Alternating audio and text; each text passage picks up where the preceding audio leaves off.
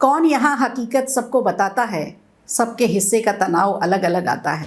मोहब्बत करने की, क्योंकि उसको नया नया महसूस हो रहा है, यार वो मुझे लड़की अच्छी लग रही है, उससे बैठ के बात तो करो। वो तो चाहती है कि मुझे रोज आई लव यू बोलो। वो बहुत मोहब्बत करता है भले, लेकिन जताता नहीं। इतनी महिलाओं को हार्ट अटैक से मौत होते हुए सुना है। पुरुष तो अपने पिताजी की डेथ पे भी नहीं, ये मेल पर्सन को रोने नहीं देती। बी अ मैन, मर्द को दर्द नहीं होता। तो कई लोग उसको बोल देते हैं आज तो बड़े फेमिनाइन हो रहे हो, सेक्सुअली उतना फिट नहीं था। हस्बैंड वाइफ का झगड़ा को हस्बैंड वाइफ का झगड़ा मान लिया जाता है, बच्चे की बात घर से बाहर न जाए। हाँ, हैप्पी रहने के लिए सबसे अच्छी बात यह है, एक्सेप्ट करें। कौन यहाँ हकीकत सबको बताता है, सबके हिस्से का तनाव अलग अलग आता है। नमस्कार, मैं हूँ संगीता श्रीवास्तव। आज पॉडकास्ट के नए एपिसोड में नए मेहमान के साथ। तो जैसा कि मैंने पहली ही लाइन में बताया कि हम तनाव की बात आज करने वाले हैं, जो हमारे जीवन का, हमारे और आपके जीवन का एक हिस्सा बन चुका है। मानसिक तनाव से हम सब जूझ रहे हैं। किसी को अपनी बीमारी का तनाव है, किसी को अपनी किश्त जमा करने का तनाव है, किसी को बच्चों के फ्यूचर का तनाव है, तो कुछ लोगों को अपने करियर का तनाव है। अलग अलग तनाव है सबके साथ, और पूरी तरह से हम इस पर एक डिपेंड हो चुके हैं। इस तनाव से मुक्ति मिले तो हम अगले तनाव हमारे पास आ जाता है। इस तनाव से कैसे हम समाधान निकालें, कैसे अपने जीवन के से स्ट्रेस को बाहर करें, तनाव रहित जीवन कैसे जिएं। इस भागदौड़ की ज़िंदगी में तनाव तो ज़रूर हिस्सा बन चुका है, लेकिन समाधान भी इसके हैं। और समाधान क्या क्या हैं, ये सब जानने के लिए और यही बताने के लिए आज हम ये नया एपिसोड लेकर आए हैं। और हमारे साथ जो मेहमान हैं वो ख़ास मेहमान हैं, दीपा श्रीवास्तव जी हैं। नमस्कार दीपा जी। नमस्कार।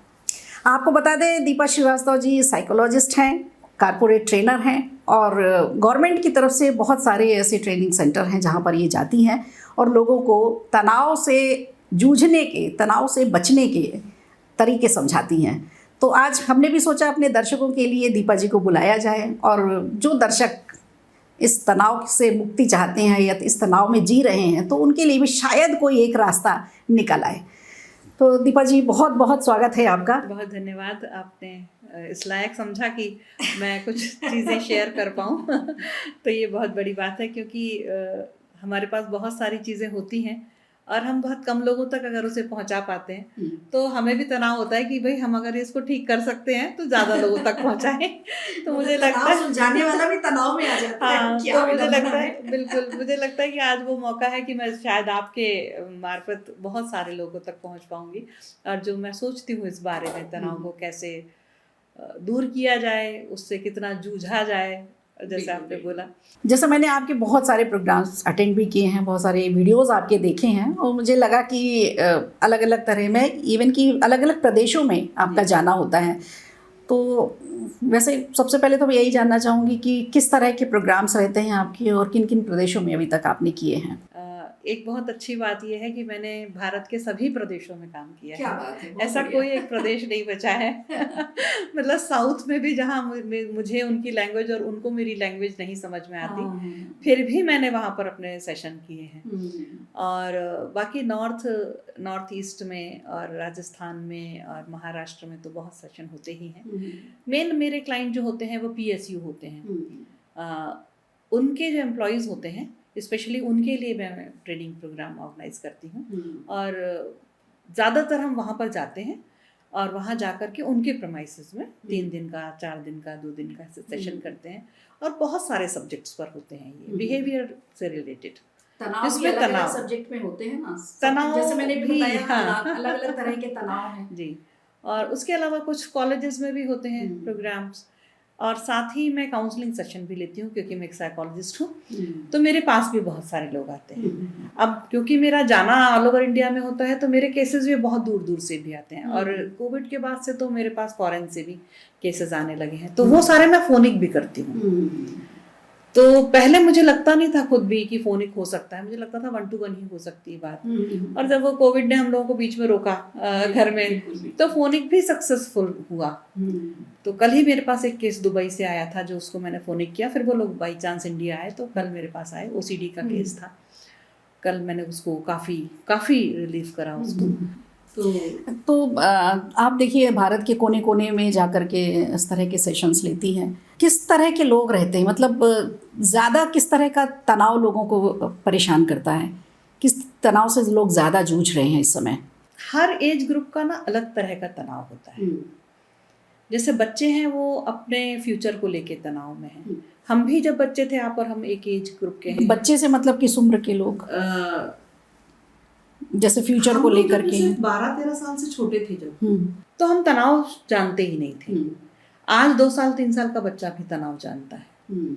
जैसे जैसे वो थोड़े से टीनेज में आते हैं, टीनेज से भी पहले ही 10-11 साल में भी बच्चे आजकल स्ट्रेस में आ जाते हैं, क्योंकि इसलिए नहीं कि उनको आपने और हमने कोई तनाव दिया है। अब तो पेरेंट्स बहुत समझदार होने लगे हैं, क्योंकि जो पेरेंट्स अब जो उस 10-11 साल के बच्चे के पेरेंट्स हैं वो बहुत यंग हैं, तो उनको आता है समझ में कि इनको बहुत ज़्यादा रेट रेस में नहीं ले जाना है। लेकिन बच्चा खुद से रेट रेस में है, ये मैंने देखा। जो चेंजेस आए पिछले 15 साल में और अब में जो अंतर आया, 15 साल पहले माँ बाप प्रेशर करते थे कि आपको अच्छे मार्क्स लाने हैं और ये भी करना है वो भी करना है, और बच्चा जो है वो सब तरह की फील्ड में चला जाए, क्रिकेट भी खेल ले और पेंटिंग भी कर ले। 15 साल पहले कुछ इस तरह का माहौल था। और अभी मैंने देखा कि माहौल बहुत बदला है पेरेंट्स की तरफ से। टीचर्स, स्कूल वाले जो हैं वो सब लोग बहुत कोऑपरेट करने लगे हैं, क्योंकि ट्रेनिंग्स दी जा रही हैं इस तरह की, गवर्नमेंट की तरफ से भी ट्रेनिंग्स दी जा रही हैं, और हर तरह के स्कूल में, चाहे वो गवर्नमेंट का स्कूल हो या प्राइवेट स्कूल। तो आपने अभी बताया कि जब हम लोग छोटे थे तो उस उम्र में लोग तनाव नहीं जानते थे, बच्चे तो खास करके तनाव नहीं जानते थे। अभी ऐसा क्या बदला कि बच्चे तनाव में आ रहे हैं? मतलब बच्चों की लाइफ में ऐसी क्या चीज़ें आई हैं? बच्चों की लाइफ में ना वो हर चीज़ है दुनिया की, क्योंकि पूरी दुनिया उनके हाथ में है, उनके हाथ में गैजेट्स हैं। तो क्या होता है कि वो भी अब उतने ही अवेयर हैं जितने हम अवेयर हैं।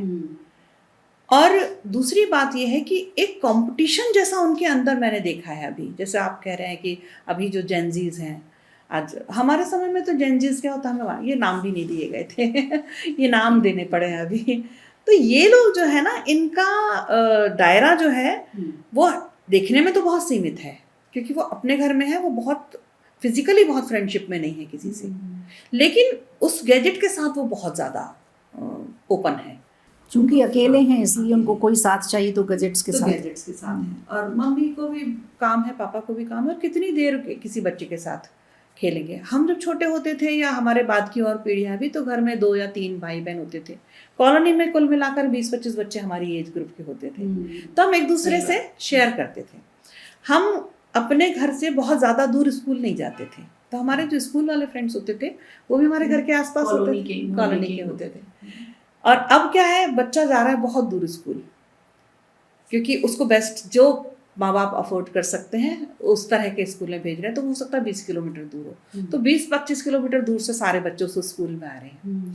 उस वजह से क्या होता है, इनके जो फ्रेंड्स होते हैं, जिनसे वाकई इनका फ्रेंडशिप हो जाती है, जिसके साथ उसको टाइम स्पेंड करना अच्छा लगता है, वो उसके पास नहीं है फिजिकली आफ्टर स्कूल या छुट्टी वाले दिन, जहाँ वो खेल सके या अपनी बात को शेयर कर सके। स्कूल में इतना टाइम नहीं है उनके पास, प्ले शेड्यूल बहुत टाइट होता है।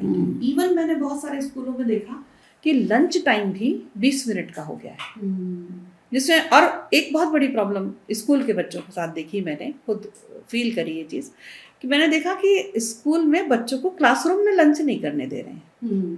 तो पहले उनको अपना जो उनका लंच का टाइम हुआ, वो बेल सुनेंगे, अपना टिफिन उठाएंगे, फिर वो ग्राउंड में दौड़ के जाएंगे, फिर वहां पर जाकर वो एक जगह ढूंढेंगे और फिर वो जल्दी जल्दी लंच करेंगे, और फिर उनको वापस अपने क्लासरूम में आफ्टर 20 मिनट्स या 25 मिनट्स मैक्सिमम, वही उनके लिए खेलने का टाइम है, वही उनके पास कब खत्म हो जाता है पता ही नहीं चलता।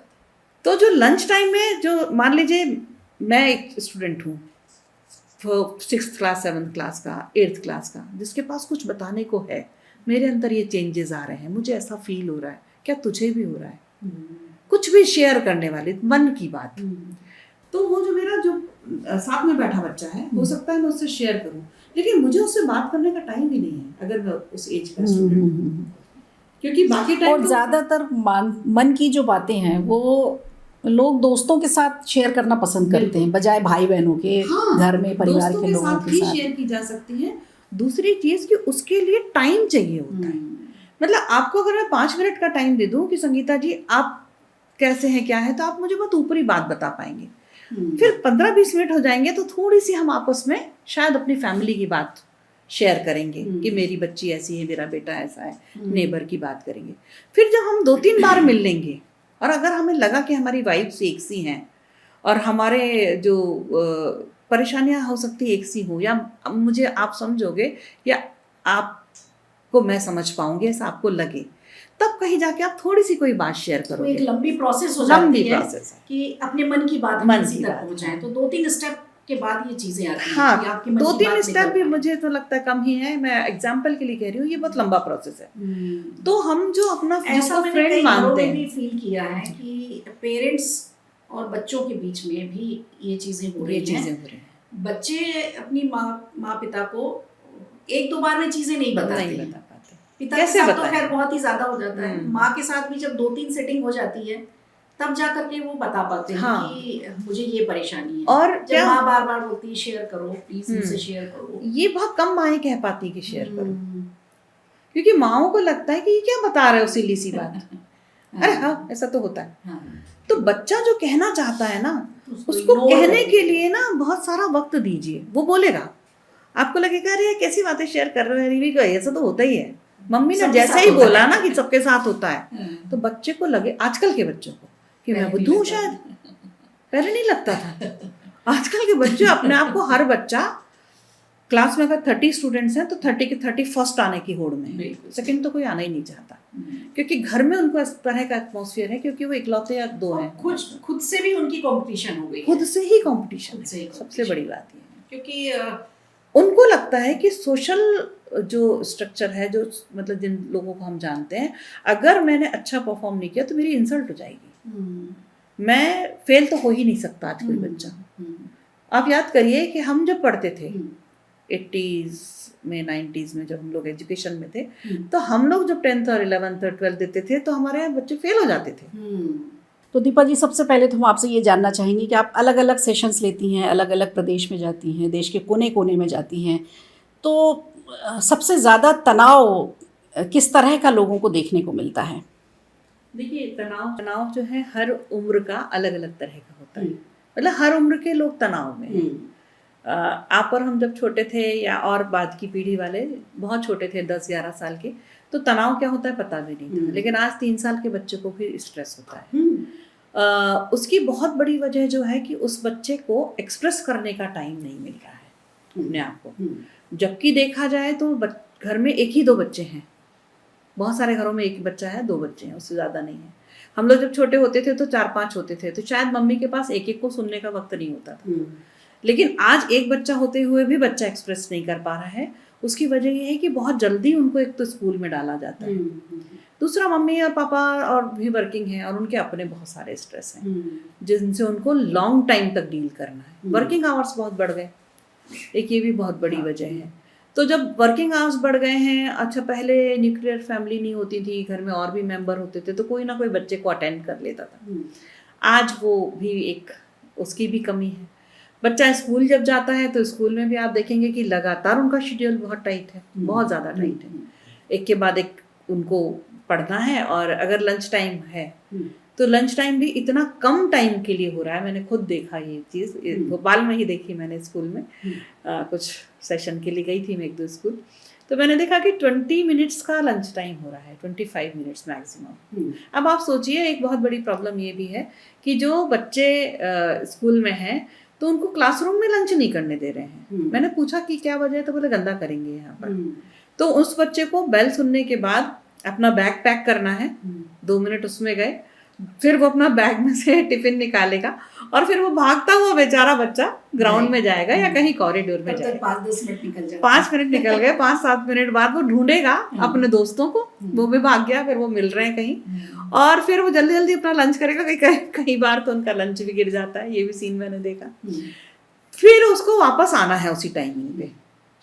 तो अगर वो अपने दोस्त से मिलता है क्लासरूम में, अगर उसका दोस्त मान लीजिए उसके पड़ोस में बैठता है या उधर बैठता है, कहीं बैठता है, या दूसरे सेक्शन में जो उसका फ्रेंड है जिससे वो अपने मन की बात कह सकता है, तो उस तक पहुंचने के लिए उसको बात करने के लिए वक्त नहीं है, क्योंकि बाकी टाइम तो टीचर आ रही है और टीचर पढ़ा रही है। अब लंच टाइम में हो सकता था वो बात करता, तो वो इतनी जल्दी में है कि बात नहीं कर पा रहा है। कौन सी बात? मन की बात। जैसे जो 8th क्लास में बच्चा है, जो 7th क्लास में बच्चा है, उसके अंदर चेंजेस आ रहे हैं, पढ़ाई का भी प्रेशर है। अच्छा, मजेदार एक बात और है कि प्रेशर आज के समय में पेरेंट्स थोड़ा सा कम दे रहे हैं पिछले 15 साल से पहले कि 10-12-15 साल पहले की चीज जो मैं देखती हूँ, तो उसमें क्या था कि कुछ इस तरह के पेरेंट्स थे मैंने देखे। मैं इस प्रोफेशन में 24 सालों से हूँ, मुझे 24 ईयर्स हो गए एज ए साइकोलॉजिस्ट काम करते हुए। तो मैंने बड़े बदलते हुए ज़माने को देखा। तो उसमें मैंने देखा कि जो पहले जो पेरेंट्स थे, बहुत पहले हमारे समय में, वो बिल्कुल प्रेशर नहीं देते थे, तुमसे जो बनते बने बन लो, कर लो, तुम कुछ भी, टेंशन मत लो, टेंशन मत लो, हम है ना बेटा। तो वो जो हम है ना बेटा जो माँ बाप कह देते थे, तो आज भी सुन के याद करके हमें एक अंदर रोंगटे खड़े सपोर्ट होता है, बहुत बड़ा सपोर्ट था। फिर ऐसे पेरेंट्स आए जिन्होंने एक बहुत बड़ी बात जो मुझे लगती है, एक अगर एनालिसिस किया जाए कि जो एक पीढ़ी आई 90s के बाद, उनके पास ना बहुत जॉब नहीं थे, गवर्नमेंट सर्वेंट नहीं हो पाए वो लोग, मल्टीनेशनल आया नहीं था और बैंकिंग सरकारी नौकरी बंद हो गई थी। वो वाला एक ग्रुप आया जिसने बहुत स्ट्रगल किया और कोई छोटे मोटे लोन लेके कोई छोटा मोटा धंधा शुरू किया, जिसमें बहुत स्ट्रगल हुआ क्योंकि एक्सेप्टेंस नहीं थी। आदमी ये पूछता था कि भाई तुम कहाँ नौकरी करते हो। सही बात। जब उनके बच्चे हुए तो उन्हें लगा कि मैंने तो जैसे तैसे स्ट्रगल कर रहा हूँ, मेरे बच्चे को नहीं करने देना है। तो उन्होंने उसके पीछे तू अच्छा पढ़, तू अच्छा पढ़। उस स्ट्रगल को बच्चों ने भी स्ट्रगल किया, 90s के बच्चों के साथ ये हुआ है। सही बात। जो 90s 85 के बाद जब ये सब बंद हुए, गवर्नमेंट के एम्प्लॉयमेंट्स, बैंकिंग के एम्प्लॉयमेंट्स, मल्टीनेशनल आया 2004 के बाद, 2003 के बाद, तो वो जो एक पीढ़ी थी 10-15 साल वाली, जब वो माँ बाप बने, कब 2010, 11, 12, 15 में, 16 में, है ना, वो लोगों के बच्चे बड़े हुए, तो उन्होंने अपने बच्चों को दौड़ाया कि मैंने जो स्ट्रगल किया है ना, ये मैं दौड़ रहा हूँ, एक शॉप ले रहा हूँ। आप देखिए ना MP नगर में कितनी बार आप जाएंगे किसी भी ऐसे मार्केट में जहाँ प्रोफेशनल मार्केट है, वहां पर आप देखिएगा कभी कोई बिजनेस है, फिर वो खाली हो गया, दूसरा बिजनेस आया, तीसरा आया। बड़ा स्ट्रगल का टाइम था। आज भी वो लोग, वो वाली पीढ़ी आज भी स्ट्रगल कर रही है।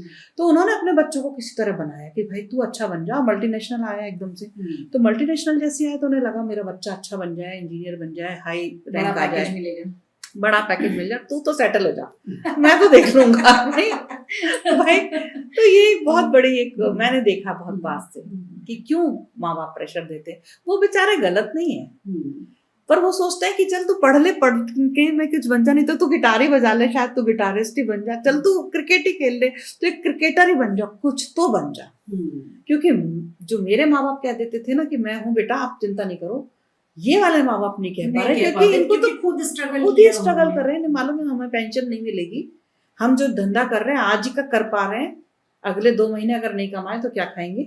छोटी मोटी प्राइवेट जॉब बच्चों को, हाँ छोटी मोटी जॉब है या छोटा मोटा कोई काम है, बच्चों को किसी तरह पढ़ाना है, बच्चों को हायर स्टडी देना है, बच्चों की पढ़ाई में खूब पैसा लगाया है इस जनरेशन ने। और यही एक समय ऐसा था जिसमें पेरेंट्स तो पैसा खर्च करना चाहते थे, कैसे भी करके लोन खूब किया जी। और एजुकेशन में भी बहुत बूम आया, और बड़े बड़े खर्चीले स्कूल भी आए उसी समय, खर्चीले पढ़ाइयाँ, ट्रेनिंग्स जो आई वो सब बड़े बड़े पैकेज। जो बनना चाहते थे माँ बाप वो खुद नहीं बन पा रहे थे, तो लग रहा था कि बच्चे को तो बना ही दूं, तो वो लोन लेकर के एजुकेशन, लोन लेके सबके पास गाड़ी है, लोन लेकर के सबके बहुत ज्यादा बैंक दे रहा था, और सबके पास लोन लेके घर है।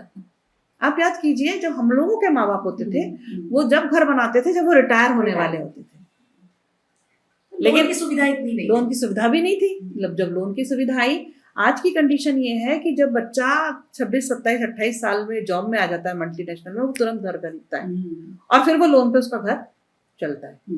तो वो जो किश्त जाती है उसका स्ट्रेस, क्योंकि कमा तो इतना सारा रहे, पहले ही कटपिट के कुछ मिलता है, दूसरा रह रहे हैं मेट्रो सिटीज में, वहां के खर्चे बहुत ज्यादा हैं, या भोपाल में हमारे जैसी B क्लास सिटी में रह रहे हैं, तो वो लोग रह रहे हैं जो और छोटी सिटी से यहाँ पर आए हैं, है ना, सब माइग्रेटेड है।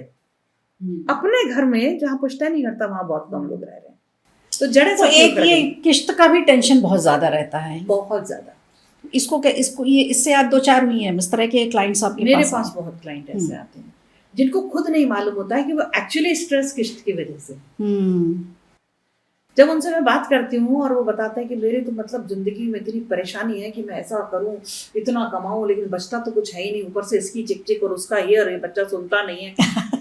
तब पता लगता है कि इसका बेसिक प्रॉब्लम क्या है ना, ये यहाँ से आ रहा है स्ट्रेस, क्योंकि ये ना बर्डन में ओवर बर्डन हो रहा है, इसको अपने लिए जिंदगी जीने का वक्त ही नहीं मिल रहा। तो स्ट्रेस क्या होता है मैं आपको बताऊं, छोटी सी चीज मैं आपको एक छोटा सा एग्जांपल देती हूँ। जैसे मान लीजिए मान लीजिए कि ये तो एक रुमाल है, एक हैंकी है, तो एक कोना है जिस पर मेरा प्रोफेशन है, कोई भी एक वजह है जहाँ कुछ मान लीजिए, कुछ भी मान लीजिए, एक कोना है दूसरा जहाँ पर मेरी अपनी लाइफ है। तो ये तो उधर को खींच रहा है मुझे और ये इधर को खींच रहा है, और ये दोनों अपोजिट डायरेक्शन में खींच रहे हैं, और इतना खींच रहे हैं कि फट जा रहा है बीच में। और हम ना दोनों कोनों में से एक को छोड़ दें तो फिर खींचिए, कहीं भी लेके जाइए। हाँ, स्ट्रेस हुआ इसमें, अभी इसमें मैंने खींचा तो इसमें स्ट्रेस आया था, अब इधर खींचे और मैं इधर से छोड़ दूं तो फिर एक तरफा हो जाएगा, तो फिर एक तरफा हो जाएगा, फिर स्ट्रेस नहीं है। तो इस रुमाल की तरह जिंदगी हो गई है इंसान की आज के समय में। दो पोल अलग अलग तरफ खींच रहे हैं इंसान को, एक है लाइफ और एक उस लाइफ को भरपूर करने के लिए, उसकी पूर्ति करने के लिए जो पूरी जद्दोजहद है, जिसमें प्रोफेशन है, जिसमें रिलेशनशिप है, जिसमें बच्चा है आगे, उसका फ्यूचर है, ये सारा उधर खींच रहा है, और एक तरफ मुझे मेरी जिंदगी भी खींच रही थी, यार तू जी ले। तब होता है स्ट्रेस, तभी तो नींद नहीं आती लोगों को, ये प्रॉब्लम है। और हमारे बस का, अभी आपने बच्चों के स्ट्रेस की बात की तो मैंने कुछ आंकड़े निकाले हैं जी। ये देखिए 12 से 17 वर्ष तक के जो बच्चे हैं उनमें 18% बच्चे ऐसे हैं, ये आंकड़े उसके हैं SMA-HS के हैं, जिसमें निकाला गया है कि 12 से 17 वर्ष के जो बच्चे 18% बच्चे ऐसे हैं जो सिर्फ टेंशन में रहते हैं, उदासी में रहते हैं और निराशा में रहते हैं। तो ये 12 से 17 वर्ष का जो एक बच्चों का उम्र का जो ये पड़ाव रहता है, ये वाकई में क्या इतना टेंशन और इतना इसका रहता है? असल में जो ये एज है, किस तरह का टेंशन रहता है 12 से 17 साल के बच्चों की, टीन एज बच्चे जिनको हम कहते हैं। जो 12 से 17 साल का बच्चा होता है उसके अंदर बहुत सारे हार्मोनल चेंजेस आते हैं, और वही समय होता है उसको अपनी जिंदगी का बनाने के लिए फर्स्ट स्टेप लेने का, कि भाई आप कौन सा स्ट्रीम चुनोगे। वही समय होता है कि जब दुनिया के सामने वो निकलना का, उनका एक्सप्रेस करने का टाइम होता है। वही समय होता है उनके पूरे हार्मोनल चेंजेस का। तभी उन्हें समझ में आता है कि बीइंग अ गर्ल मुझे कैसा फील हो रहा है, बीइंग अ बॉय मुझे कैसा फील हो रहा है। प्रॉब्लम यही है कि उनको जो भी फील होता है, ये आंकड़े तो मुझे लग रहा है बहुत कम है, क्योंकि ये आंकड़े सबके पास तक पहुंच नहीं पाते जब ये लोग इकट्ठा करते हैं। बिल्कुल सही बात। लेकिन जैसे मैं देखती हूँ तो मुझे लगता है कि ये तो आप कह रहे हैं 18% लोग हैं, मुझे लगता है मोर देन 50%, क्योंकि वही वाली प्रॉब्लम है कि बात नहीं हो पाती है, अपना एक्सप्रेशन नहीं दे पाता है व्यक्ति। और प्रॉब्लम यह है कि उसको मालूम सब कुछ है। आज बच्चे के पास नॉलेज बहुत ज़्यादा है, कुछ हुआ नहीं, अब तो जैसे जैसे ये आपका AI आ गया, तो हर एक के हाथ में जो गैजेट है वो तुरंत AI से क्वेश्चन पूछता है और AI उसको जवाब दे देता है। तो उम्र से पहले हमें बहुत कुछ मालूम है, लेकिन उस उम्र का एक्सपीरियंस करने के लिए हमारे पास कम समय नहीं। दो चीजें हैं, एक तो पढ़ाइयाँ बहुत ज्यादा हैं, स्कूल टाइमिंग बहुत ज्यादा है, उसकी वजह ये भी है जो मैंने अभी थोड़ी देर पहले आपसे बोला कि बड़ा दूर स्कूल है, तो 1 घंटा वो ट्रेवल करके जाता है, 1 घंटा वो ट्रेवल करके आता है।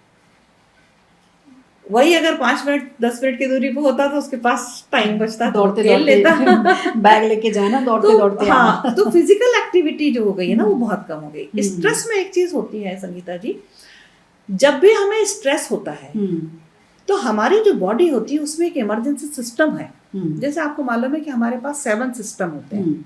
एक हमारा जैसे रेस्पिरेटरी सिस्टम है, डाइजेस्टिव सिस्टम है, न्यूरोटिक सिस्टम है, ऐसे ही एक इमरजेंसी सिस्टम भी है हमारी बॉडी। 7 सिस्टम होते हैं हमारी बॉडी के अंदर, अच्छा, जो हमारी बॉडी को चलाते हैं।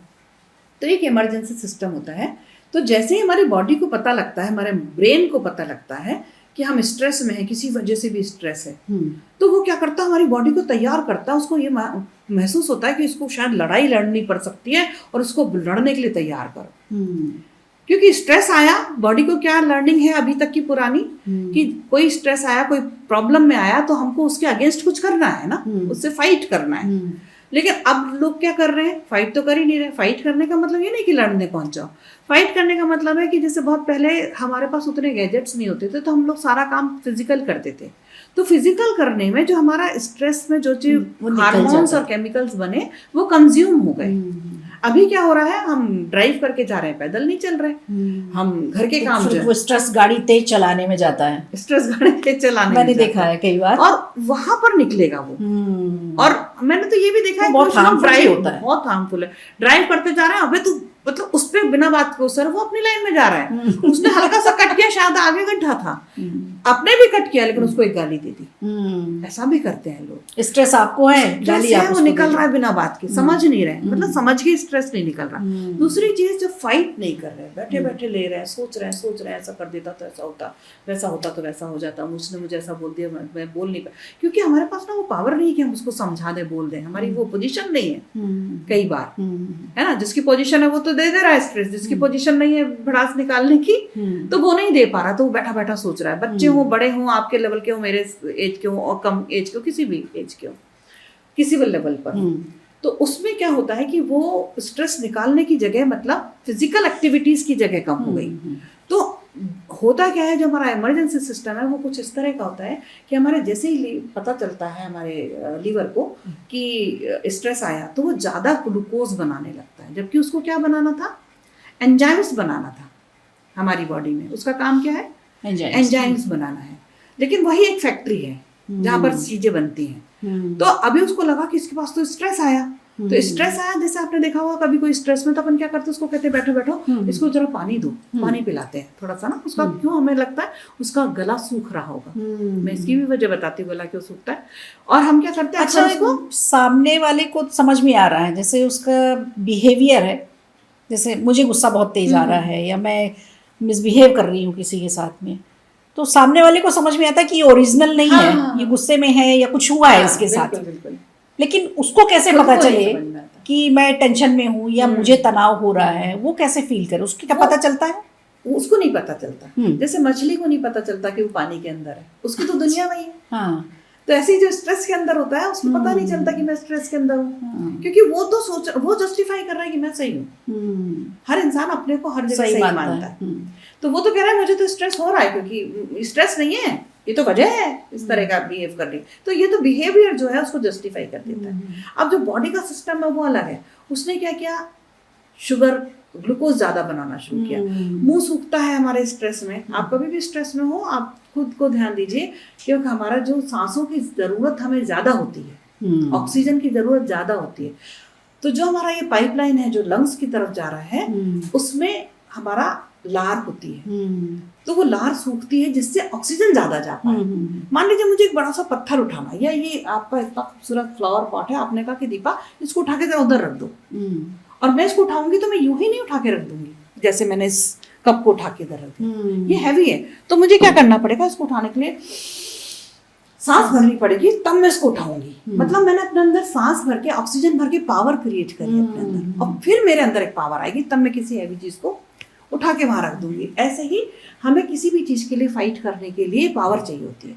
तो वो पावर जनरेट हो, उसके लिए हमारी लार अपने आप सूख जाती है, जिससे पाइप, देखिए कोई गीला पाइप होगा तो उसके अंदर हवा कम जाएगी, सूखा पाइप होगा तो हवा पूरी जाएगी 100%, तो इसलिए मुंह सूखता है। ऐसे ही हमारा एक एंडोर्फिन नाम का एक हार्मोन होता है, केमिकल होता है, वो तेजी से बनने लगता है। क्यों बनने लगता है कि जैसे मान लीजिए फाइट होगी तो पेन होगा, मान लीजिए कोई लड़ाई हो गई, हम लोग पहले बहुत लड़ते थे, अब भाई बहन लड़ते थे, आजकल सिबलिंग्स नहीं लड़ते घर में। सही बात है। हाँ, हम लोग जब छोटे थे तो सिबलिंग्स लड़ते थे, नेबर क्या से लड़ाते थे, कोई जो आसपास रोज के बच्चे होते थे उनसे लड़ लेते थे। आजकल वैसी वाली फाइट नहीं होती। तो मैं कॉलेज में पढ़ती थी, तो हमारा कोएड कॉलेज था, तो कोएड कॉलेज में अक्सर जैसे लड़कों में लड़ाई हो जाती थी, तो हम लड़कियों का ये काम होता था कि जब दो लड़कों में लड़ाई हुई तो हम लोग एक को खूब बकअप करते थे। एक हमारा फ्रेंड होता था और एक नहीं होता था, या कम फ्रेंडशिप होती थी उससे, तो हम लोग मार मतलब हम लोग जैसे तो मुझे वो किस्सा याद आता है। एक बार हमारे कॉलेज में लड़ाई हो रही थी, तो वो लोग पता नहीं कहाँ से चेन वेन ले आते हैं, उनके पास होता था कुछ लड़कों के पास, उन्होंने मारा वारा, और हमारा जो फ्रेंड था वो बेचारा पिट गया हुआ था। जब वो पिट गया ना तो उस समय हम लोग कह रहे यार उसके खून निकल रहा, मत कर। हम लोग सर आ गए, प्रोफेसर आ गए, सबने मिलकर उन लोगों को अलग किया। ये लड़े जा रहा और अभी इसके अंदर बहुत पावर थी और लड़ सकता था, इतनी पावर थी। हमें लगा था यार ये इतना सीधा साधा सा बंदा जिसको हम उसको हप कर दे तो शायद ये डर जाए, आज कैसा दहाड़ मार मार के लड़ रहा है। क्यों? क्योंकि उसके अंदर का जो इमरजेंसी सिस्टम था ना वो पूरा एक्टिव था उस समय, वो एक्टिव था। उसने लड़ लिया, उसके यहाँ ना कट लग गया, उसके हाथ में लग गई, उसकी एक उंगली में यहाँ पर लग गया, खून भी आ गया उसको, फिर भी वो लड़ते जा रहा। मतलब वो बंदा जो प्याज काटने पे अगर उंगली में कट लग जाए वो पूरा दिन बैठा रहेगा, ऐसा व्यक्ति वो लड़ रहा है जबकि उसको और चोट लग चुकी है। अच्छा, जब चोट लगती है या कुछ ऐसा होता है तो उस समय पेन नहीं होता एकदम से, अगर आप फाइट मोड में हैं। क्यों नहीं पेन होता? मैंने जो बताया आपको, एंडोर्फिन्स बनता है। तो एंडोर्फिन्स जो बनता है वो हमें पेन नहीं होने देता उस समय। वो एक हैप्पीनेस हार्मोन होता है, पेन को रिलीफ करने वाला हार्मोन होता है, केमिकल होता है। शायद ब्रेन को पता होता है कि ब्रेन अपने लिए कर रहा है, मैं अपने लिए कर रहा हूँ। ब्रेन हमारे बचाव के लिए है। जैसे डर है ना, कि डर हमारे को बचाता है। मान लीजिए छोटा सा बच्चा है और वो सीढ़ी से चलते चलते आया, तो हमारे ब्रेन को मालूम है कि ये गिर जाएगा, तो उसको बचाने के लिए डर नाम का एक इमोशन दिया है। तो ये इमोशन है तनाव भी। हमारे पूरे इमोशन को कंट्रोल हमारा ब्रेन करता है, और वो उस तरह से लर्नेट है या उसको उसके अंदर वो क्वालिटी है कि वो हमें बचाता है। तो एंडोर्फिन्स बनता है। हमारे जो रेड ब्लड सेल्स होते हैं, वाइट ब्लड सेल्स जो होते हैं, उनकी भी संख्या में अंतर पड़ता है। क्योंकि अगर मान लीजिए फाइट हो गई और यहाँ लगेगा तो वाइट वाले बढ़ जाते हैं हमारे, जब हम फाइट मोड में होते हैं, रेड वाले कम हो जाते हैं, तो हमारा खून गाढ़ा हो जाता है, एकदम से नहीं बह निकलता है। आप ध्यान दीजिएगा, कभी लड़ाई हो तो खून ऐसा नहीं बहता कि लड़ रहा है इंसान, लड़ता रहेगा तब उसका खून नहीं बहेगा, जब वो बैठ जाएगा ना लड़के तब उसका खून बहता है, ऐसा होता है। तो क्या हो रहा है यहाँ पर, मैं क्या समझाने की कोशिश कर रही हूँ आपको, कि अभी तो हम लड़ ही नहीं रहे बहुत बार। हम लोग क्या कर रहे हैं, फिजिकल एक्टिविटीज कम कर रहे हैं। खाली लड़ने से मतलब नहीं है, यहाँ पर हमारी बॉडी को यूज करने से मतलब है। हम अपनी बॉडी को फिजिकली यूज बहुत कम कर रहे हैं, तो उसमें क्या हो रहा है, स्ट्रेस तो आ रहा है, स्ट्रेस आ रहा है, पूरे केमिकल बन रहे हैं, पूरा इमरजेंसी सिस्टम जो है वो पूरा काम कर रहा है, लेकिन हमने वो सारी चीजें जो बनी, ग्लूकोज बना, हमारा उसका यूज नहीं, कंज्यूम नहीं। फिजिकली हम आराम से बैठे हैं, फिजिकली बैठे, बॉडी हमारी बिल्कुल मूवमेंट में नहीं है, तो उस वजह से और सारा चेंजेस हमारी बॉडी में आए, पसीना आ गया, स्वेटिंग आई, सब कुछ हुआ, हार्ट रेट बढ़ा, लेकिन हमने कुछ किया तो है ही नहीं। यहाँ पर मैं बोलूंगी बाबा रामदेव जो बोलते हैं कि करने से होता है, करने से होता है। तो इसीलिए कहा जाता है ना कि वॉक करो। अब मतलब हम फिजिकल एक्टिविटी नहीं कर रहे तो वॉक करने जाओ। बहुत पुराने समय में लोग थोड़े वॉक करने, वो काम ही इतने कर लेते थे। अच्छा, वॉक करने जाने से, जैसे किसी को टेंशन है, किसी तरह का मानसिक तनाव है, निकल गया घर से, आप देखना बहुत तेजी से जाता है। हाँ, वो क्या चीज है? वो तेजी से जो जाता है वो तो उसका एग्रेशन है।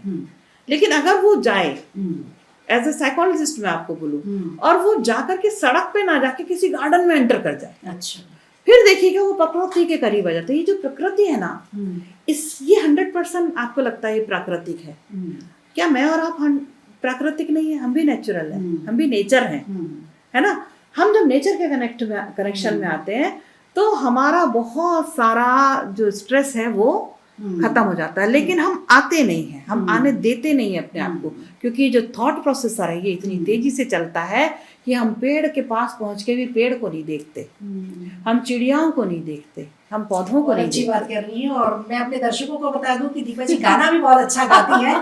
तो जब प्रकृति के पास हम पहुंचेंगे तो एक बढ़िया प्यारा सा एक गीत भी आप सुना ही दीजिए, 2 लाइन। इस समय कौन सा गाना एकदम से तो गाना बहुत खूबसूरत है। उसमें कहते हैं, मेरे मन ये बता दे तू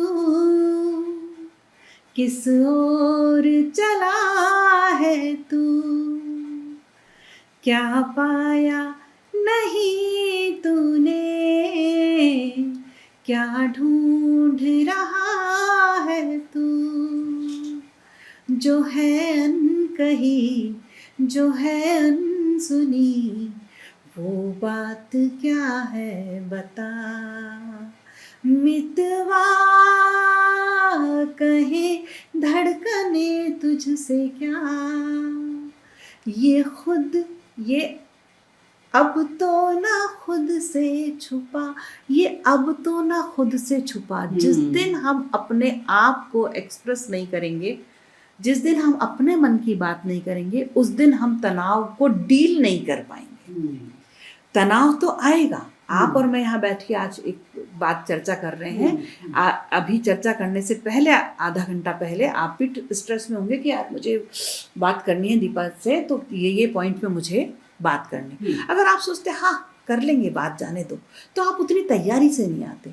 अगर आपको तनाव नहीं होता तो तनाव हमारे को लेना है, तब तो हम कुछ करेंगे। कहीं कहीं जरूरी भी है, बहुत जरूरी है, हर पल जरूरी है।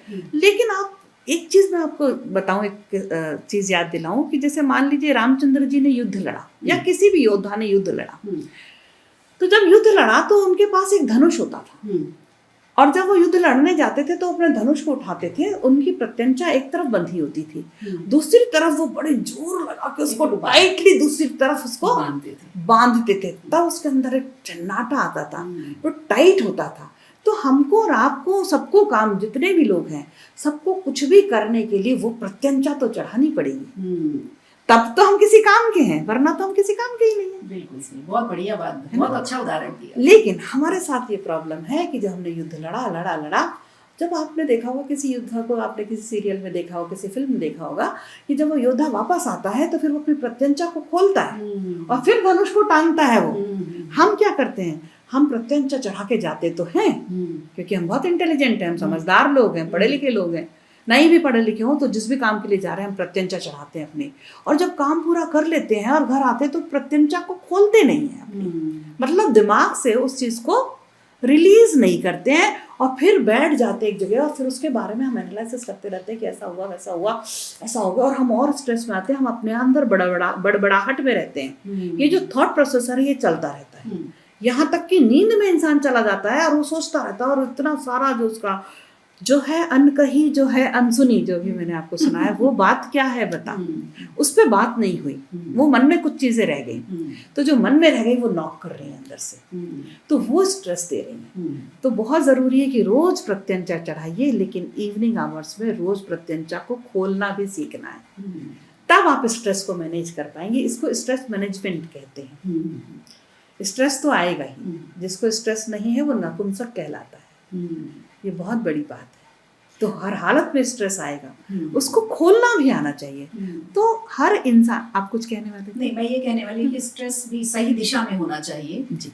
जो आपका गोल है, जो आपका उद्देश्य है, जो आपने लक्ष्य तय किया है, आपका स्ट्रेस उस तरफ है तो आप सक्सेस होंगे, तो सक्सेस होंगे। मतलब आप अपने मन का, हाँ, अगर आपका जिस भी काम के लिए आपने अपनी प्रत्यंचा चढ़ाई है और वो आपके मन माफिक हुई, तब तो आप रिलैक्स हो जाएंगे। लेकिन हर चीज मनमाफिक थोड़ी होती है, और जिंदगी तो अनप्रेडिक्टेबल ही है। लाइफ सामने वाले के साथ डील करना है, वो पता नहीं कैसा नेचर का होगा, जो डीलिंग हुई है वो जाने कैसी होंगी। गाड़ी चलाते हुए आए, ट्रैफिक पता नहीं कैसा होगा, घर पे आए, वाइफ का मूड पता नहीं कैसा होगा, बच्चे का रिजल्ट पता नहीं कैसा होगा, हमें तो कुछ नहीं मालूम ना। लेकिन हम सोच रहे हैं कि सब कुछ परफेक्ट हो जाए, हर चीज परफेक्ट नहीं हो सकती। तो पहली बात कि परफेक्शन की दौड़ में मत भागिए। हमको अच्छे से करना है हर काम, लेकिन ये भी मानना है कि हम एक इंसान हैं, इतना कर सकते थे, इतना हो गया, कल और कोशिश कर लेंगे। ये वाला एटीट्यूड अच्छा होता है। एक रेणुका शाहनी का एक शॉर्ट मूवी देखी थी मैंने, उसमें बहुत अच्छी लाइन उसने बोली थी, 5-10 मिनट की शायद वो शॉर्ट फिल्म थी उनकी। उन्होंने बोला क्यों परफेक्ट बनना है, क्योंकि वो मतलब वो उस एज ग्रुप, 2 एज ग्रुप के बीच की बात थी। तो एक जो उनकी शायद बेटी थी वो बहुत तेजी से काम कर रही थी और वो बहुत रिलैक्स होकर के बैठी थी। तो बाद में उसने पूछा कि मतलब आप इतने रिलैक्स कैसे रह लेते? बोलती क्या जरूरी कि हर चीज में हम परफेक्ट बने। मेरा भी यही हमेशा तो सोचना होता है, लेकिन ऐसा होता नहीं है। जो भी काम कर, मुझे लगता है यही सबसे बड़ा टेंशन का काम है, सबसे हमको हमेशा परफेक्ट बनना है। मैंने अभी थोड़ी देर पहले आपको बच्चों की बात कर रहे थे, तभी बोला कि हर बच्चे को फर्स्ट आना होता है। क्यों आना है? एक चीज बहुत कही जाती है कि आप अपना बेस्ट दीजिए। क्यों दीजिए हर वक्त? या कई बार आपने सुना होगा कि बच्चा ये नहीं करता तो उसमें ढूंढिए वो कुछ और अच्छा करता होगा। क्यों करता होगा अच्छा? कुछ लोग ऐसे भी तो होते हैं जो कुछ भी अच्छा नहीं करते, लेकिन क्या वो मुझे इंसान लाइफ नहीं भी है? तो सेट करनी है ना, हो जाएगी सेट। लाइफ भी सेट करनी है, फ्यूचर भी देखना है, बिल्कुल। अर्निंग भी होनी है, बिल्कुल, बिल्कुल। आगे की लाइफ जी हाँ। पूरी कैसे जाएगी वो बिल्कुल, बिल्कुल। पेरेंट्स को और बच्चों को भी हाँ। वो होता है जो हाँ, भी बिल्कुल। टीनेज से गुजर रहे हैं या जी। 20-22 के ये हो चुके हैं, ये तो उनके लिए भी ये है, तो वो सेट भी तो करना। अगर बिल्कुल ही लापरवाह हो जाएंगे तो फिर वो अपना गोल कैसे, अपना हाँ। जीवन कैसे जिएंगे। लापरवाह होना एक अलग बात है, लेकिन परफेक्शन में ही आकर के ही हर बात को लत लगा लेना परफेक्शन की, ये दूसरी बात है। एक और बात ये है कि हम इस जिंदगी को जीने आए हैं, जिंदगी में सबसे पहले नंबर पे अगर कुछ होना चाहिए तो वो होना चाहिए हैप्पीनेस। और हम पहले नंबर पे किस चीज को रखते हैं? कुछ भी अर्न करना। अगर एजुकेशन ले रहे हैं तो उसके अगेंस्ट हम कुछ अर्न कर रहे हैं, रिजल्ट अच्छा लाना, वो अर्न किया हमने। कुछ सीख रहे हैं, मान लीजिए गिटार बजाना सीख रहे हो तो गिटार परफेक्शन में आ जाए। यार इस बच्चे को पढ़ाई नहीं आती तो एक काम करो, इसको गिटार ही सिखा दो, इसको ये नहीं आता तो उसको वो सिखा दो, उसका कुछ ना। आपने बहुत लोगों को बोलते देखा होगा कि कुछ तो इसको बेस्ट आता होगा, उसका बेस्ट। अरे भाई, हर इंसान के मुझे लगता है कि क्यों बेस्ट होगा उसके अंदर कुछ, या क्यों वो सीख के कुछ कर जाएगा? क्या हर एक चीज के बदले में हमें कुछ चाहिए ही, और हैप्पीनेस नहीं चाहिए तो स्ट्रेस तो आएगा। स्ट्रेस को कौन काटता है? स्ट्रेस को कौन डिसॉल्व करेगा? डिसॉल्व कहाँ से होगा? घुलेगा कहाँ से स्ट्रेस? स्ट्रेस घुलनशील है, लेकिन उसके अंदर आपको शक्कर डालनी पड़ती है ना, नींबू पानी बनाने के लिए। किस चीज की शक्कर? वो हैप्पीनेस है, वो सेटिस्फेक्शन है, खुशियों की मिठास। खुशियों की मिठास।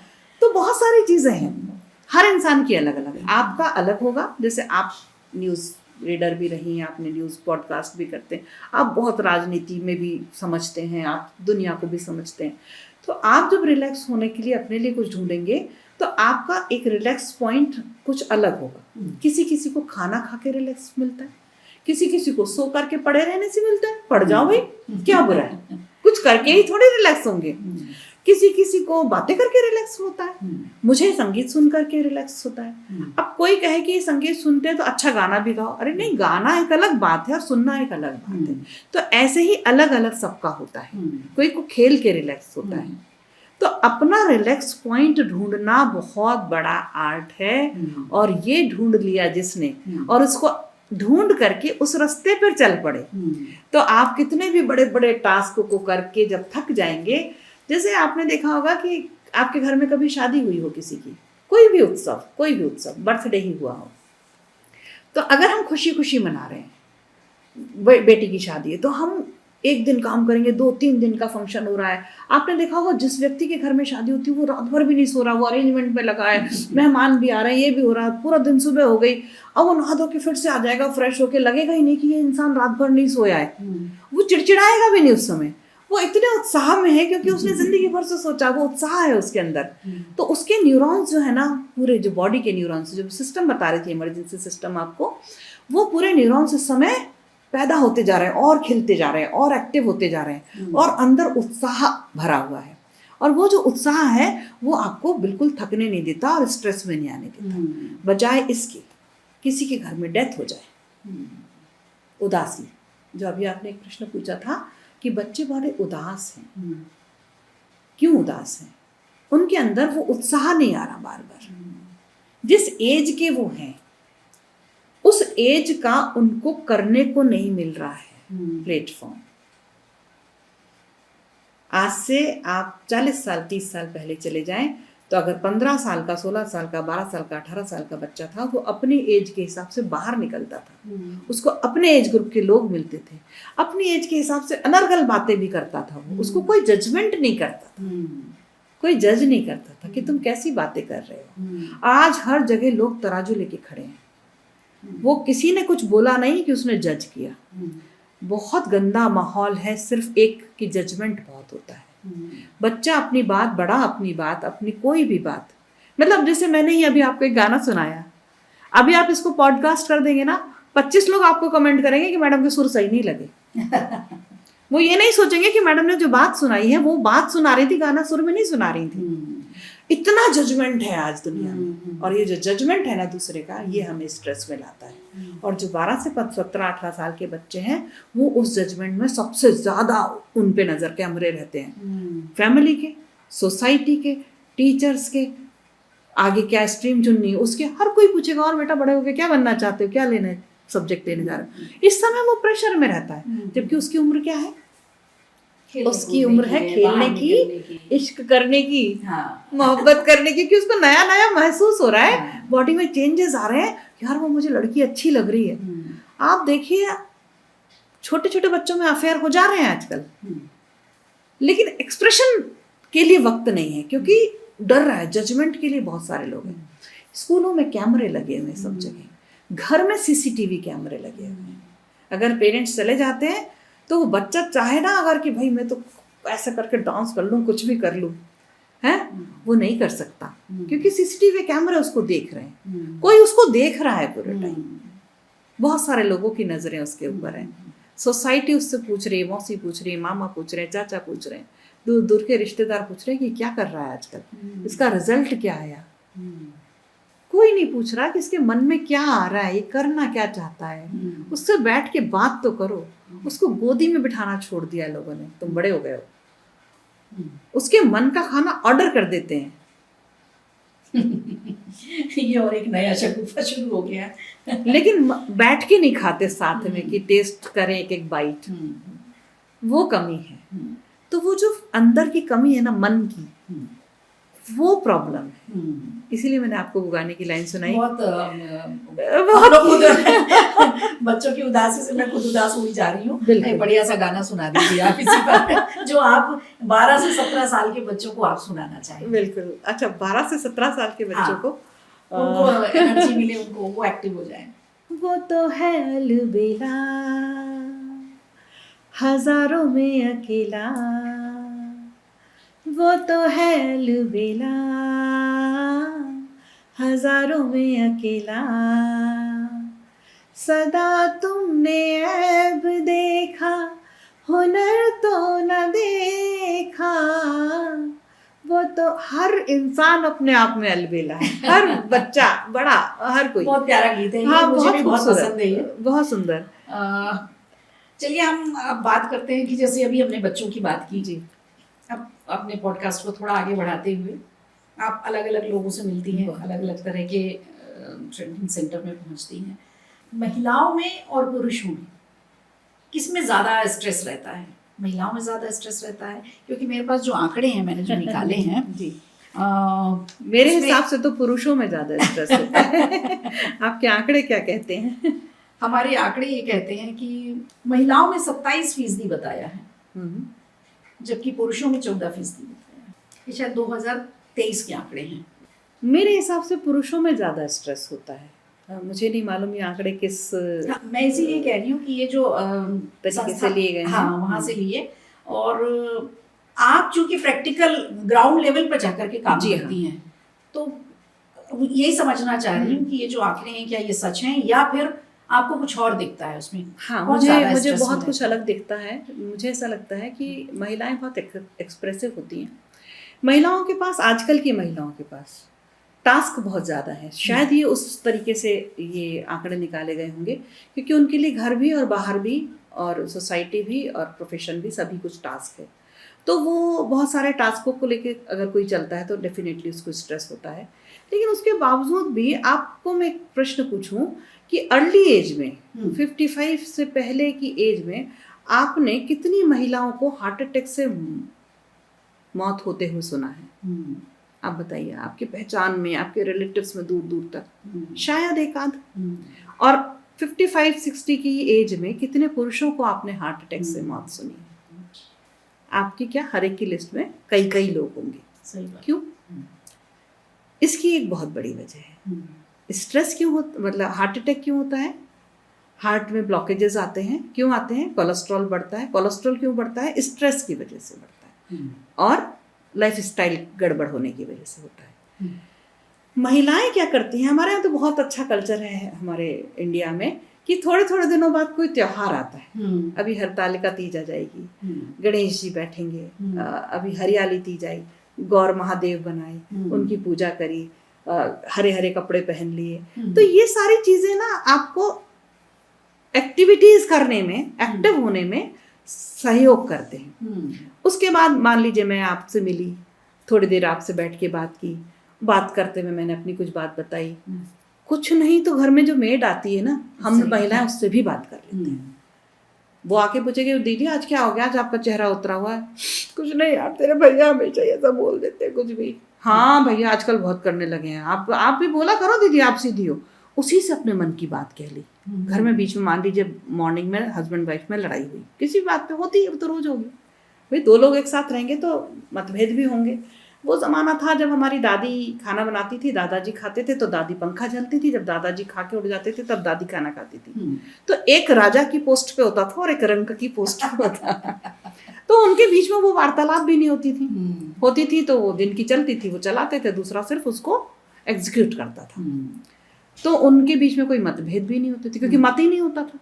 आज मत हम मेरा भी है, मैं भी अपने हस्बैंड के जितनी पढ़ी लिखी हूँ उतना अर्न करती हूँ, कभी कभी तो उनसे ज्यादा भी कर लेती हूँ, है ना। तो मैं अपनी बात पूरे उससे रखती हूँ। जब पूरे उससे रखते हैं तो क्लैशेस भी आते हैं। तो इस वजह से रिलेशनशिप में आज हर लड़की कमा रही है, नहीं भी कमा रही तो अच्छी पोजीशन पे है।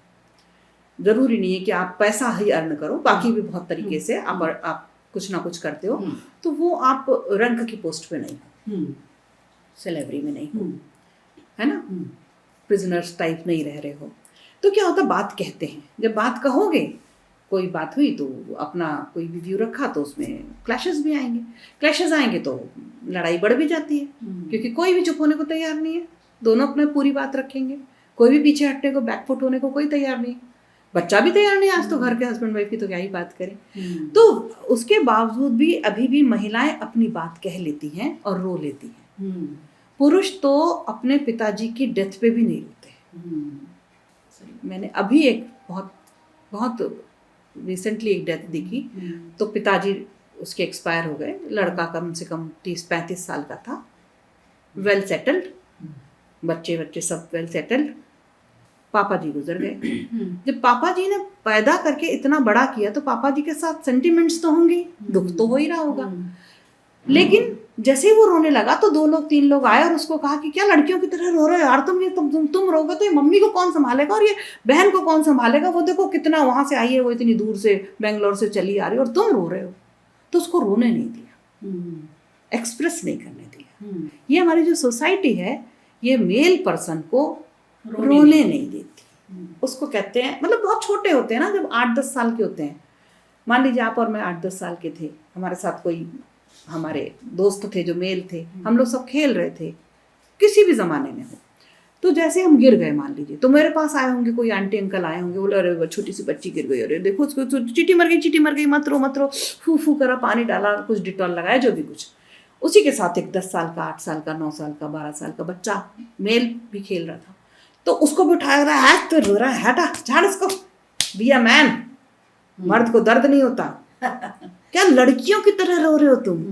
और लड़कियों की तरह होना तो हमारी सोसाइटी में गाली है। लड़कियों की तरह होना नहीं चाहते। आप किसी मेल पर्सन को पिंक कलर की शर्ट पहने देख लोगे तो कई लोग उसको बोल देते हैं आज तो बड़े फेमिनाइन हो रहे हो, फेमिनिज्म, पिंक कलर। यार पिंक कलर अच्छा लग रहा है, उस पर पहनने दो उसको। रो रहा है तो तुम लड़कियों की तरह क्यों रो रहे हो? लड़के जो बड़े टॉकेटिव होते हैं ना, तो उनको कहा जाता है कि क्या लड़कियों की तरह चक्कर बातें कर रहे हो तुम। यार वो भी तो पूरा उसके अंदर भी तो पूरा एक्सप्रेशन है, उसके अंदर भी तो पूरे इमोशंस हैं, उसको भी तो अपने इमोशंस निकालने दो। तो उसके इमोशंस नहीं निकलते हैं, तो जब इमोशन नहीं निकलेंगे तो वो स्ट्रेस कहाँ चला जाएगा? अंदर चला जाएगा, वो गुबार बन जाएगा, वो कोलेस्ट्रॉल में बदल जाएगा। महिलाओं के पास स्ट्रेस आते ज़्यादा है। जैसे उनको सुबह टिफ़िन भी बनाना, आप कितनी भी मेड रख लीजिए, वो दिन का खाना बनाने तो आ जाएगी, लेकिन 6 बजे जब बच्चा बस पकड़ रहा होता तो उस वक्त मम्मी को ही, फीमेल को ही जल्दी से उठ करके नींद में भी टिफ़िन बनाना होता है, फ्रेश बनाना होता है। और कभी कभी बच्चे की लंबी स्कूलिंग रहती है तो वो 2 टिफ़िन बना के भी देती है। तो फिर उसके बाद उसको घर के लिए भी कुछ काम करने होते हैं, कुछ काम मेड को भी समझाने होते हैं, फिर अपना भी तैयार होकर के उसको ऑफिस भी जाना होता है या जो भी वो कर रहे होते हैं। तो टास्क बहुत सारे आते हैं, स्ट्रेस आता बहुत बार है। लेकिन महिलाओं के पास 2 चीज़ होती है कि वो फिजिकली भी बहुत ज़्यादा काम कर लेती हैं, मेल के हम अपेक्षा बात कर रहे हैं इस समय, और दूसरा एक्सप्रेशन भी वो अपने ज़्यादा देती हैं। हस्बैंड वाइफ में भी लड़ाई हो जाएगी तो जो महिला है वो रो लेगी या चिल्ला देगी, और मेल जो है ना मस्त करके रह जाएगा हाथ भींच के, वो नहीं रो पाएगा, वो कह नहीं पाएगा बहुत बार, बल्कि ये कह देगा कि तुम रोती बहुत हो। वो कहेगा हाँ हम तो हमारे दर्शक पॉडकास्ट सुन रहे होंगे तो वो बिल्कुल कहेंगे एक तरफा बात कर रही है दीपा जी। हाँ, तो एक्सप्रेशन की बात होती है, एक्सप्रेस करने की बात होती है। कोई भी बात हुई, आप अगर उसको एक्सप्रेस कर देते हैं, वो मेल है चाहे फीमेल है, तो स्ट्रेस अंदर की तरफ नहीं जाता, बाहर निकालना, चाहे मेल हो या फीमेल, चाहे मेल हो चाहे फीमेल। पर हमारी सोसाइटी ऐसी, जैसे मैंने बताया, कि रोने नहीं देते हैं। तो एक बात ये भी समझ में आती है कि जैसे एक बच्चा है 8-10 साल से, जैसे हमने कहा कि रोने नहीं दिया जाता, उसको मर्द को दर्द नहीं होता, ये सिखाया जाता है। इसका असर क्या फिर उसकी फैमिली लाइफ में, जब वो हस्बैंड वाइफ बनते हैं, उनकी मैरिड लाइफ शुरू होती है, उसका असर क्या उस लाइफ में देखने को मिलता है? बहुत ज़्यादा। आपने देखा होगा कि जो बड़े ऐसे हो जाते हैं ना, जिनको वाकई दिखते हैं बड़े स्ट्रॉन्ग से, जो अगर बहुत एक्सप्रेसिव है, जो बड़े टॉकेटिव हैं और जो बातों को कर रहे हैं, ग्रुप्स में बैठ रहे हैं, कजिन्स के बीच में बैठ रहे हैं, वो अपनी वाइफ के साथ भी बहुत टाइम स्पेंड करेंगे। लेकिन कुछ होते हैं जिनको मर्द को दर्द नहीं होता, वो बड़े रिजिड से हो जाते हैं, सीरियस होना उनको अच्छा लगने लगता है, उनको ऐसा समझा दिया जाता है सोसाइटी में कि तुमको बड़ा सीरियस रहना है, तुमको बहुत स्ट्रांग होना है। वो स्ट्रांग हो जाते हैं तो डेफिनेटली फिर वो एक्सप्रेसिव नहीं होते। वो महिला क्या चाहती है? वो तो बहुत एक्सप्रेसिव होना चाहती है, वो तो चाहती है कि मुझे रोज आई लव यू बोलो और सिर्फ बोलो नहीं, फिर थोड़ा सा प्यार मोहब्बत जताओ भी। वो बहुत मोहब्बत करता है भले, लेकिन जताता नहीं है कई बार। तो उस तरह के जो मेल होते हैं उनमें प्रॉब्लम आती है। अच्छा, ऐसा भी नहीं है कि जो मेल पर्सन, मैंने ऐसे भी देखे हैं, बड़े करीब से भी देखे हैं ऐसे लोगों को, कि जो बहुत एक्सप्रेसिव नहीं होते दुनिया में, अपनी वाइफ के साथ बहुत एक्सप्रेसिव होते हैं। तो वो कहाँ खुलेगा उसका ताला, इसका भरोसा नहीं है। इंसान है, इंसान का आप इसका कुछ भी कह नहीं सकते हैं। ये बहुत अनप्रिडिक्टेबल होते हैं, बिहेवियर जो होते हैं वो बहुत अनप्रिडिक्टेबल होते हैं। कौन व्यक्ति आपके सामने कैसा भी होगा और उसके सामने कुछ और ही होगा। और मजेदार बात, ये कैमरे के सामने कुछ और होगा, आईने के सामने कुछ और होगा, और अकेले में कुछ और ही होगा। और हर इंसान को ये मालूम है कि सामने वाले के साथ कैसी बात करनी है, तो वहां वो बड़ा पॉलिश्ड भी होगा, और बाद में जाके पता लगा बिल्कुल अलग है वो।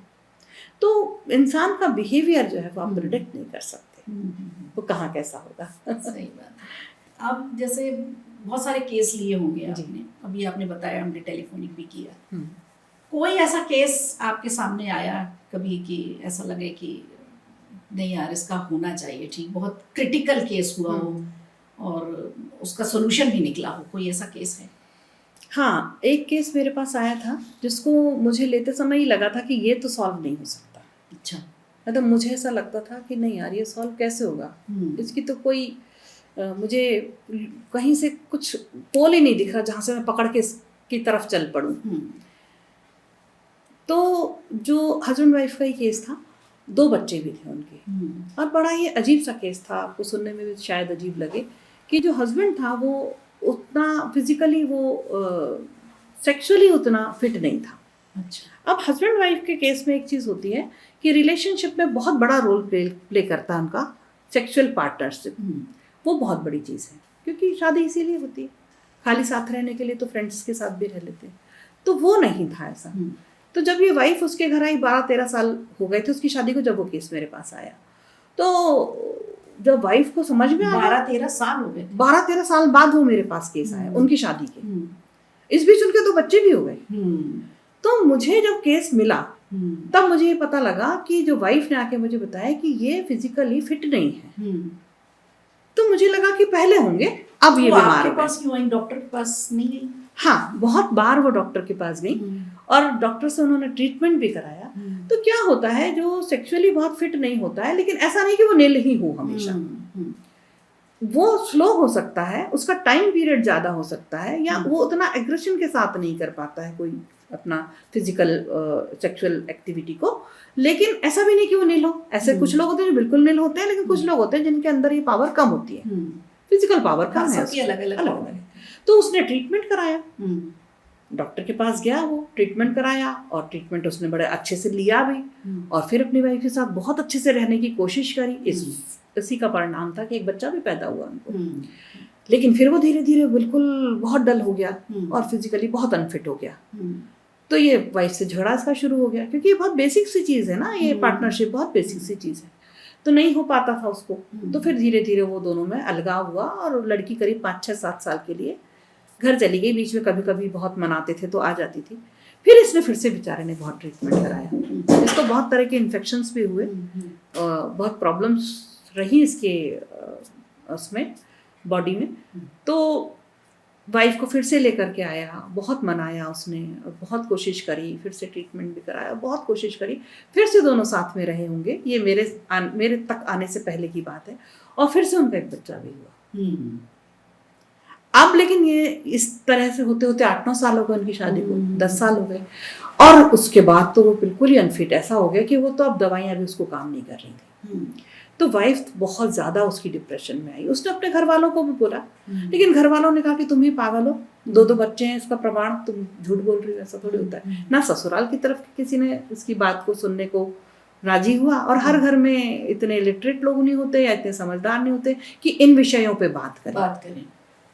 होते होते उसकी उम्र भी अब 45 एज क्रॉस कर गया था, क्योंकि थोड़ी लेट शादी करी। उसको खुद ही मालूम था कि मैं फिजिकली फिट नहीं हूँ, तो उसने काफ़ी लेट शादी करी। 45 अब 50 के आसपास वो आने लगा। तो वैसे भी आजकल जो मैन का जो सेक्सुअल टाइम होता है, जो जैसे फीमेल में मेनोपॉज का टाइम बहुत कम हो गया है, ऐसा मेंस में भी कम हो गया है, जल्दी होने लगा है। तो वैसे ही वो अनफिट होने लगा। वाइफ काफ़ी यंग सी थी, उससे डिफरेंस बहुत था एज में। बहुत ही ऐसे समय में केस आया तो वाइफ बहुत बहुत डिस्टर्ब थी, डिप्रेशन में थी, रोती थी, चिल्लाती थी, अपने बाल पकड़ के खींचने लगती थी घर में, क्योंकि उसको अर्ज आता था कि मेरे साथ मेरा पार्टनर जो है वो मेरे साथ ऐसा क्यों हो गया, मैं सूनी हो गई हूँ, मैं खाली हूँ।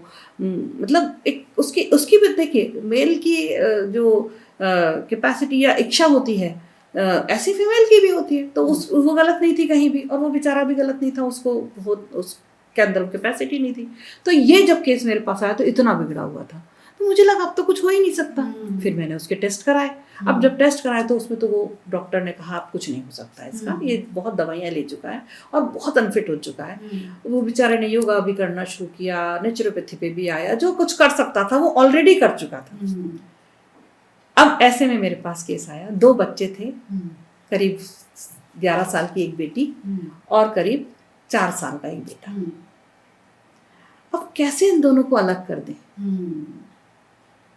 और ये जो लड़की थी, जो वाइफ थी, ये इतनी लिटरेट भी नहीं थी कि अपना जाकर के कुछ कर ले, डिपेंड भी थी इसी पे।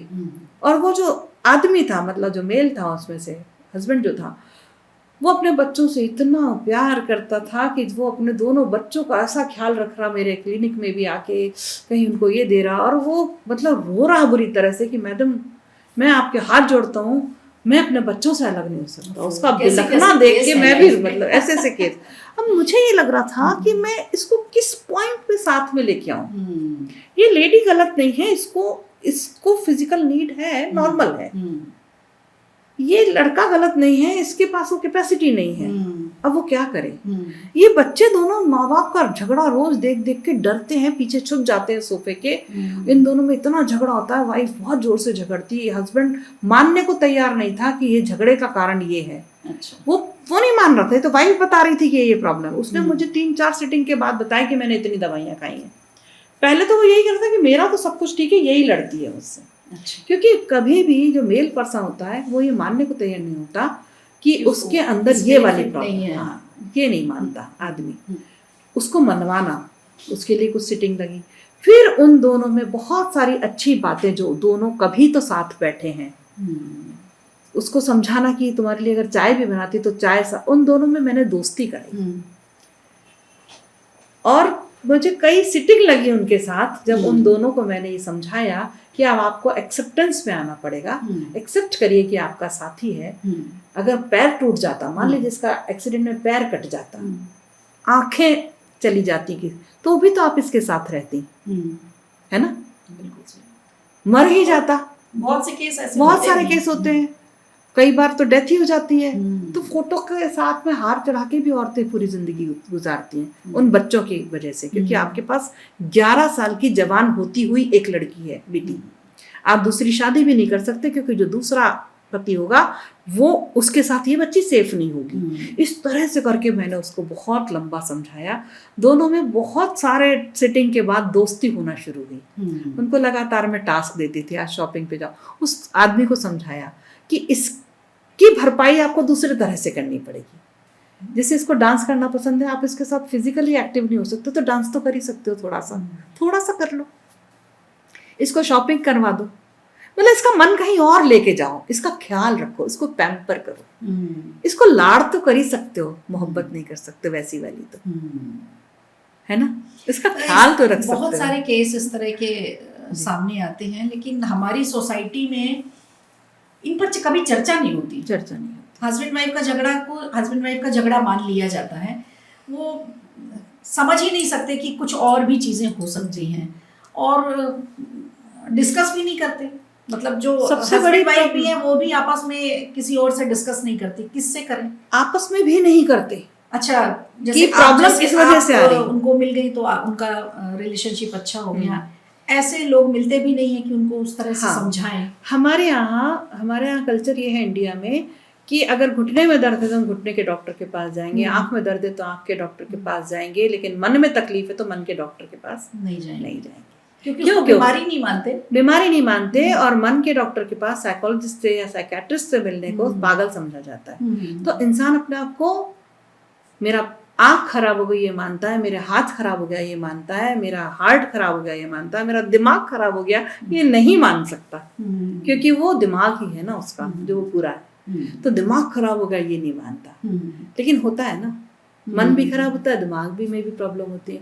तो हमारे आज भी ये कल्चर नहीं है। मैंने बहुत साल पहले एक क्लिनिक खोला था, मैं आपको बताऊं, तो कई महीने में बैठी रही। मेरे पास जो क्लाइंट फोन करके आते भी थे, तो जब वो मेरे एंटर करते थे तो 50 बार इधर उधर देखते थे कि कोई देख तो नहीं रहा है कि मैं इनके एंटर कर रहा हूँ। मतलब मुझे लोग पहचान लेंगे इस छोटे से शहर में और कहेंगे तुम पागल हो गए जो साइकोलॉजिस्ट के पास गए हो। मैंने अपना बाइंड अप किया सारा और मैंने घर पे रखना शुरू किया। अच्छा, एक ये बहुत बड़ी समस्या है हमारे समाज में कि मन की बात पर आप चर्चा नहीं कर सकते हो। तन की बीमारियां चाहे कितनी हो, सिर से लेके बालों से लेकर के पैर के नाखून तक, आप हर चीज के डॉक्टर के पास बिल्कुल फ्रैंकली जा सकते हो। लेकिन आप मन की बात किसी, ना तो परिवार में आप कर सकते हो, ना डॉक्टर के पास जा सकते हो। 2 चीजें एक्सेप्ट नहीं करते हमारे यहाँ। एक बुढ़ापा कि हमें आ रहा है, जो कि कर लेना चाहिए।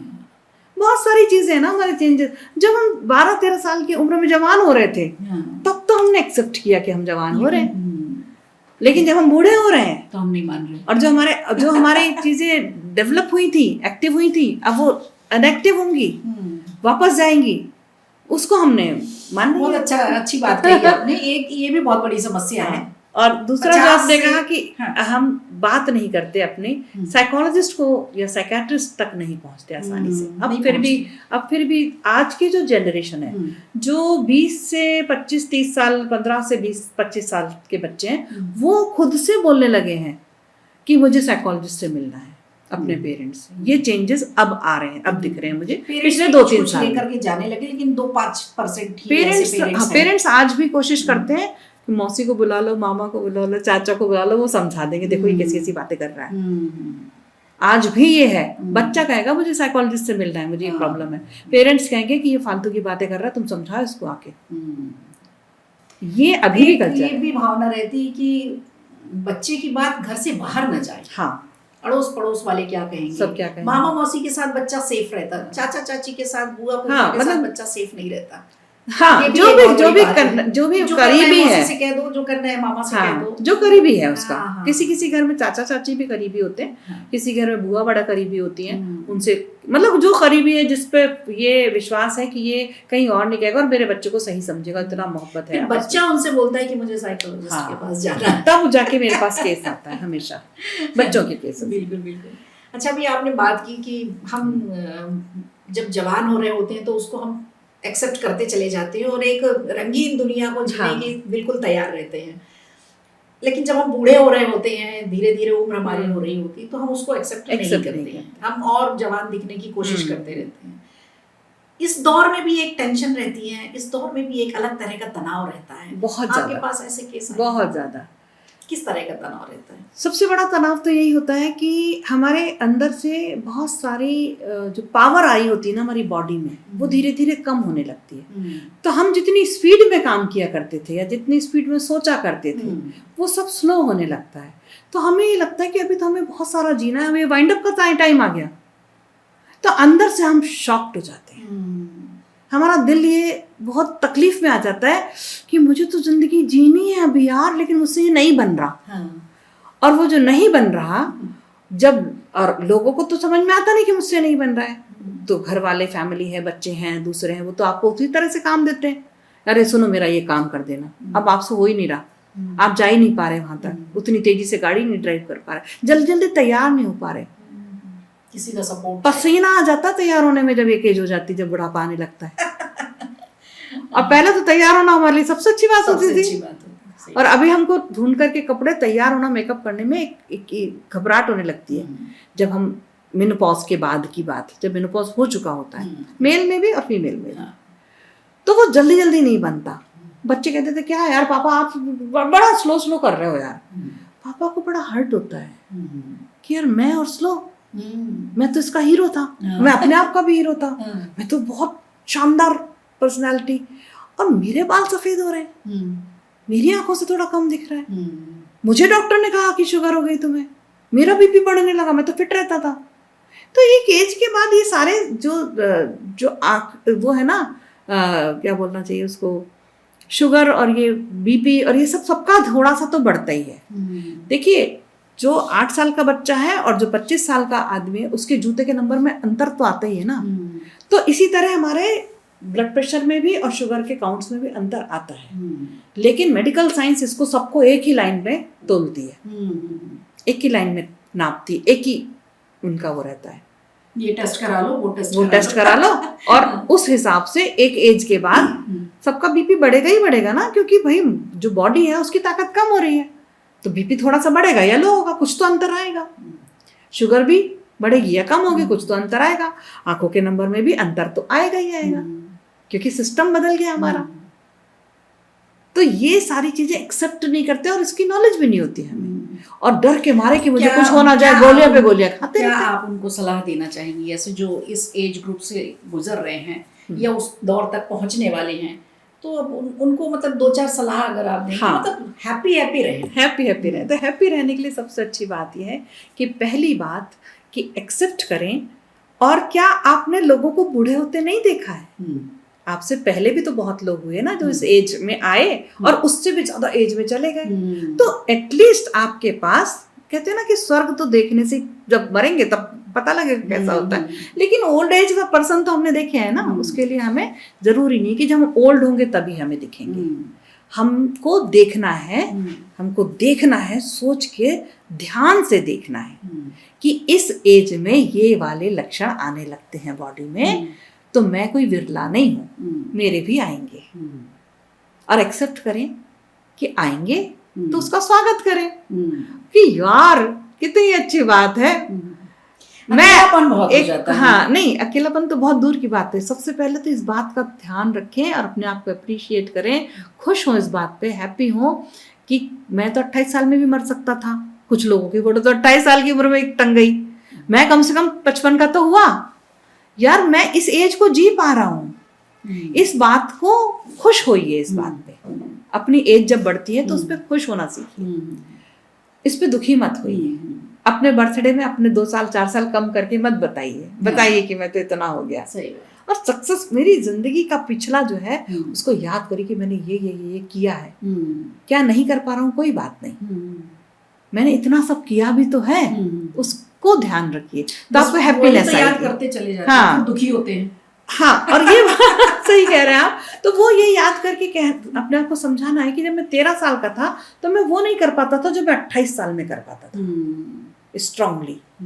तो जो मैं 28 साल में स्ट्रांगली कर पाता था, वो 58 साल में अपने इतना स्ट्रांगली नहीं कर पाऊंगा। ये मालूम होना चाहिए मुझे, इस बात को एक्सेप्टेंस मिला, तो हमको तकलीफ नहीं होगी। हम अपने बुढ़ापे को आता हुआ देखेंगे और उसमें हम एंटर कर जाएंगे।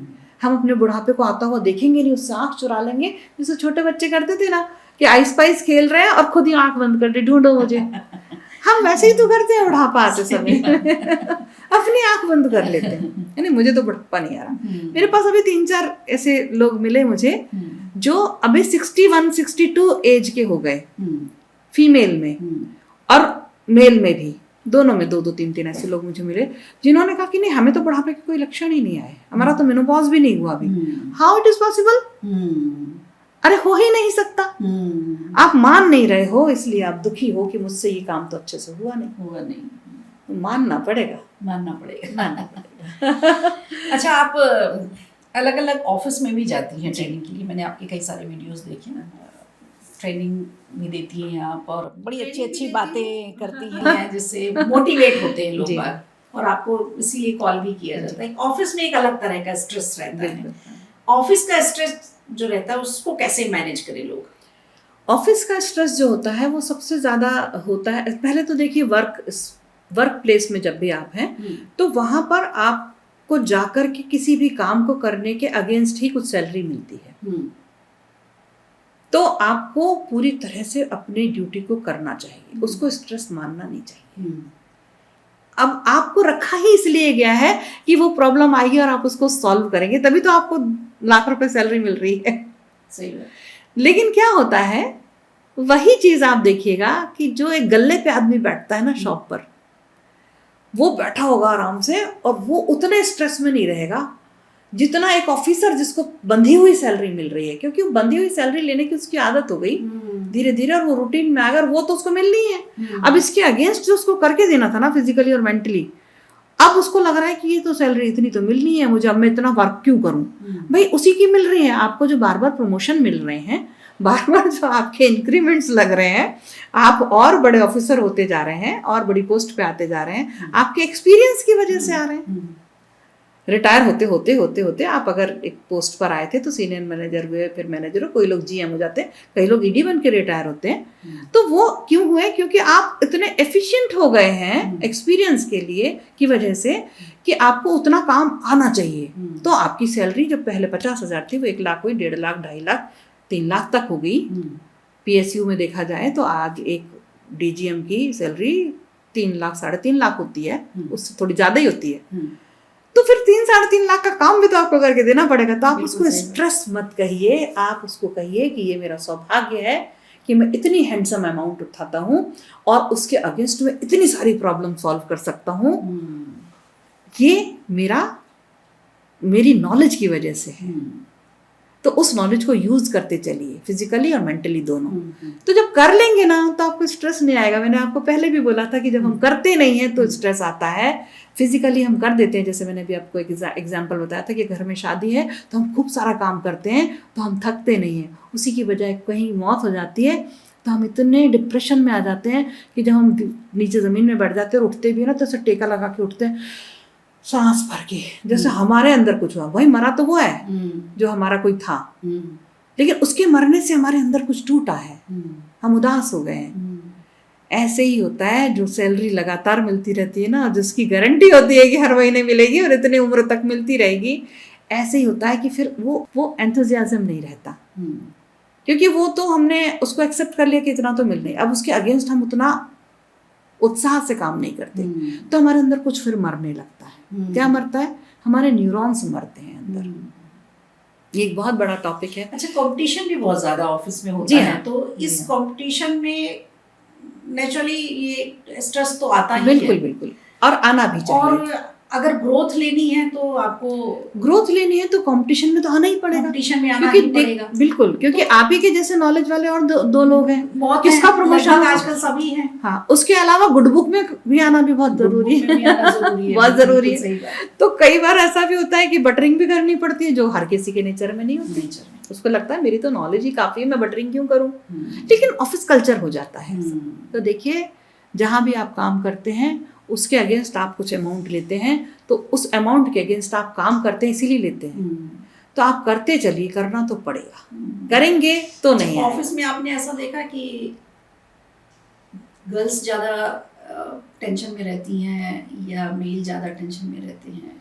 गर्ल्स ज़्यादा टेंशन में रहती हैं। ऑफिस में।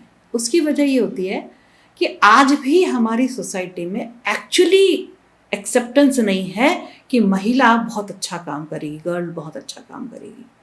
जैसे ही कोई गर्ल बॉस बनती है या अच्छा काम करती है तो ये एक्सेप्टेंस, मैं ये कह रही हूँ आपको, ये एक्सेप्टेंस सोसाइटी में नहीं है। मतलब वो मेल के अंदर भी नहीं है, वो फीमेल के अंदर भी नहीं है।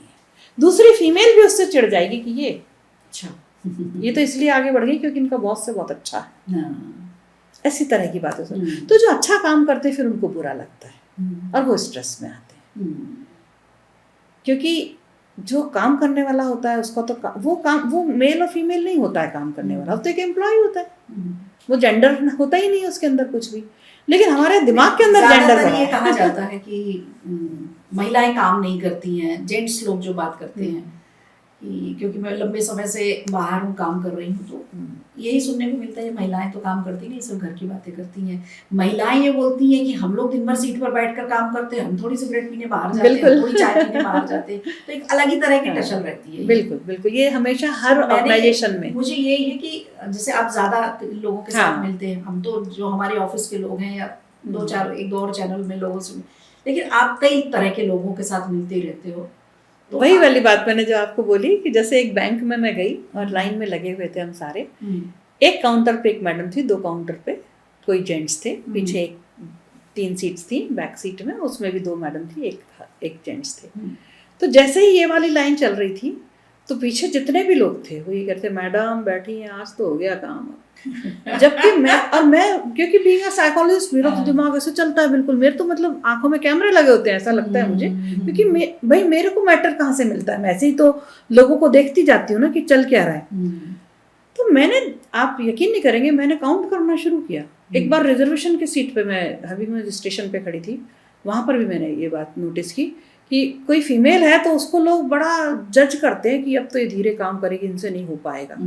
जबकि बराबर जितने सदस्य वहां से निकल रहे थे काम करा के, उतने इस लाइन से भी निकल रहे थे। लेकिन वही वाली प्रॉब्लम है कि एक्सेप्टेंस नहीं है। जैसे कार ड्राइव करते में आप किसी महिला को देखेंगे तो अगर थोड़ी सी उसकी गाड़ी फंस गई तो 3-4 कारों में से और लोगों की आवाज आएगी, मैडम आपसे नहीं बनेगा, ये लोग महिलाएं चलाती क्यों हैं?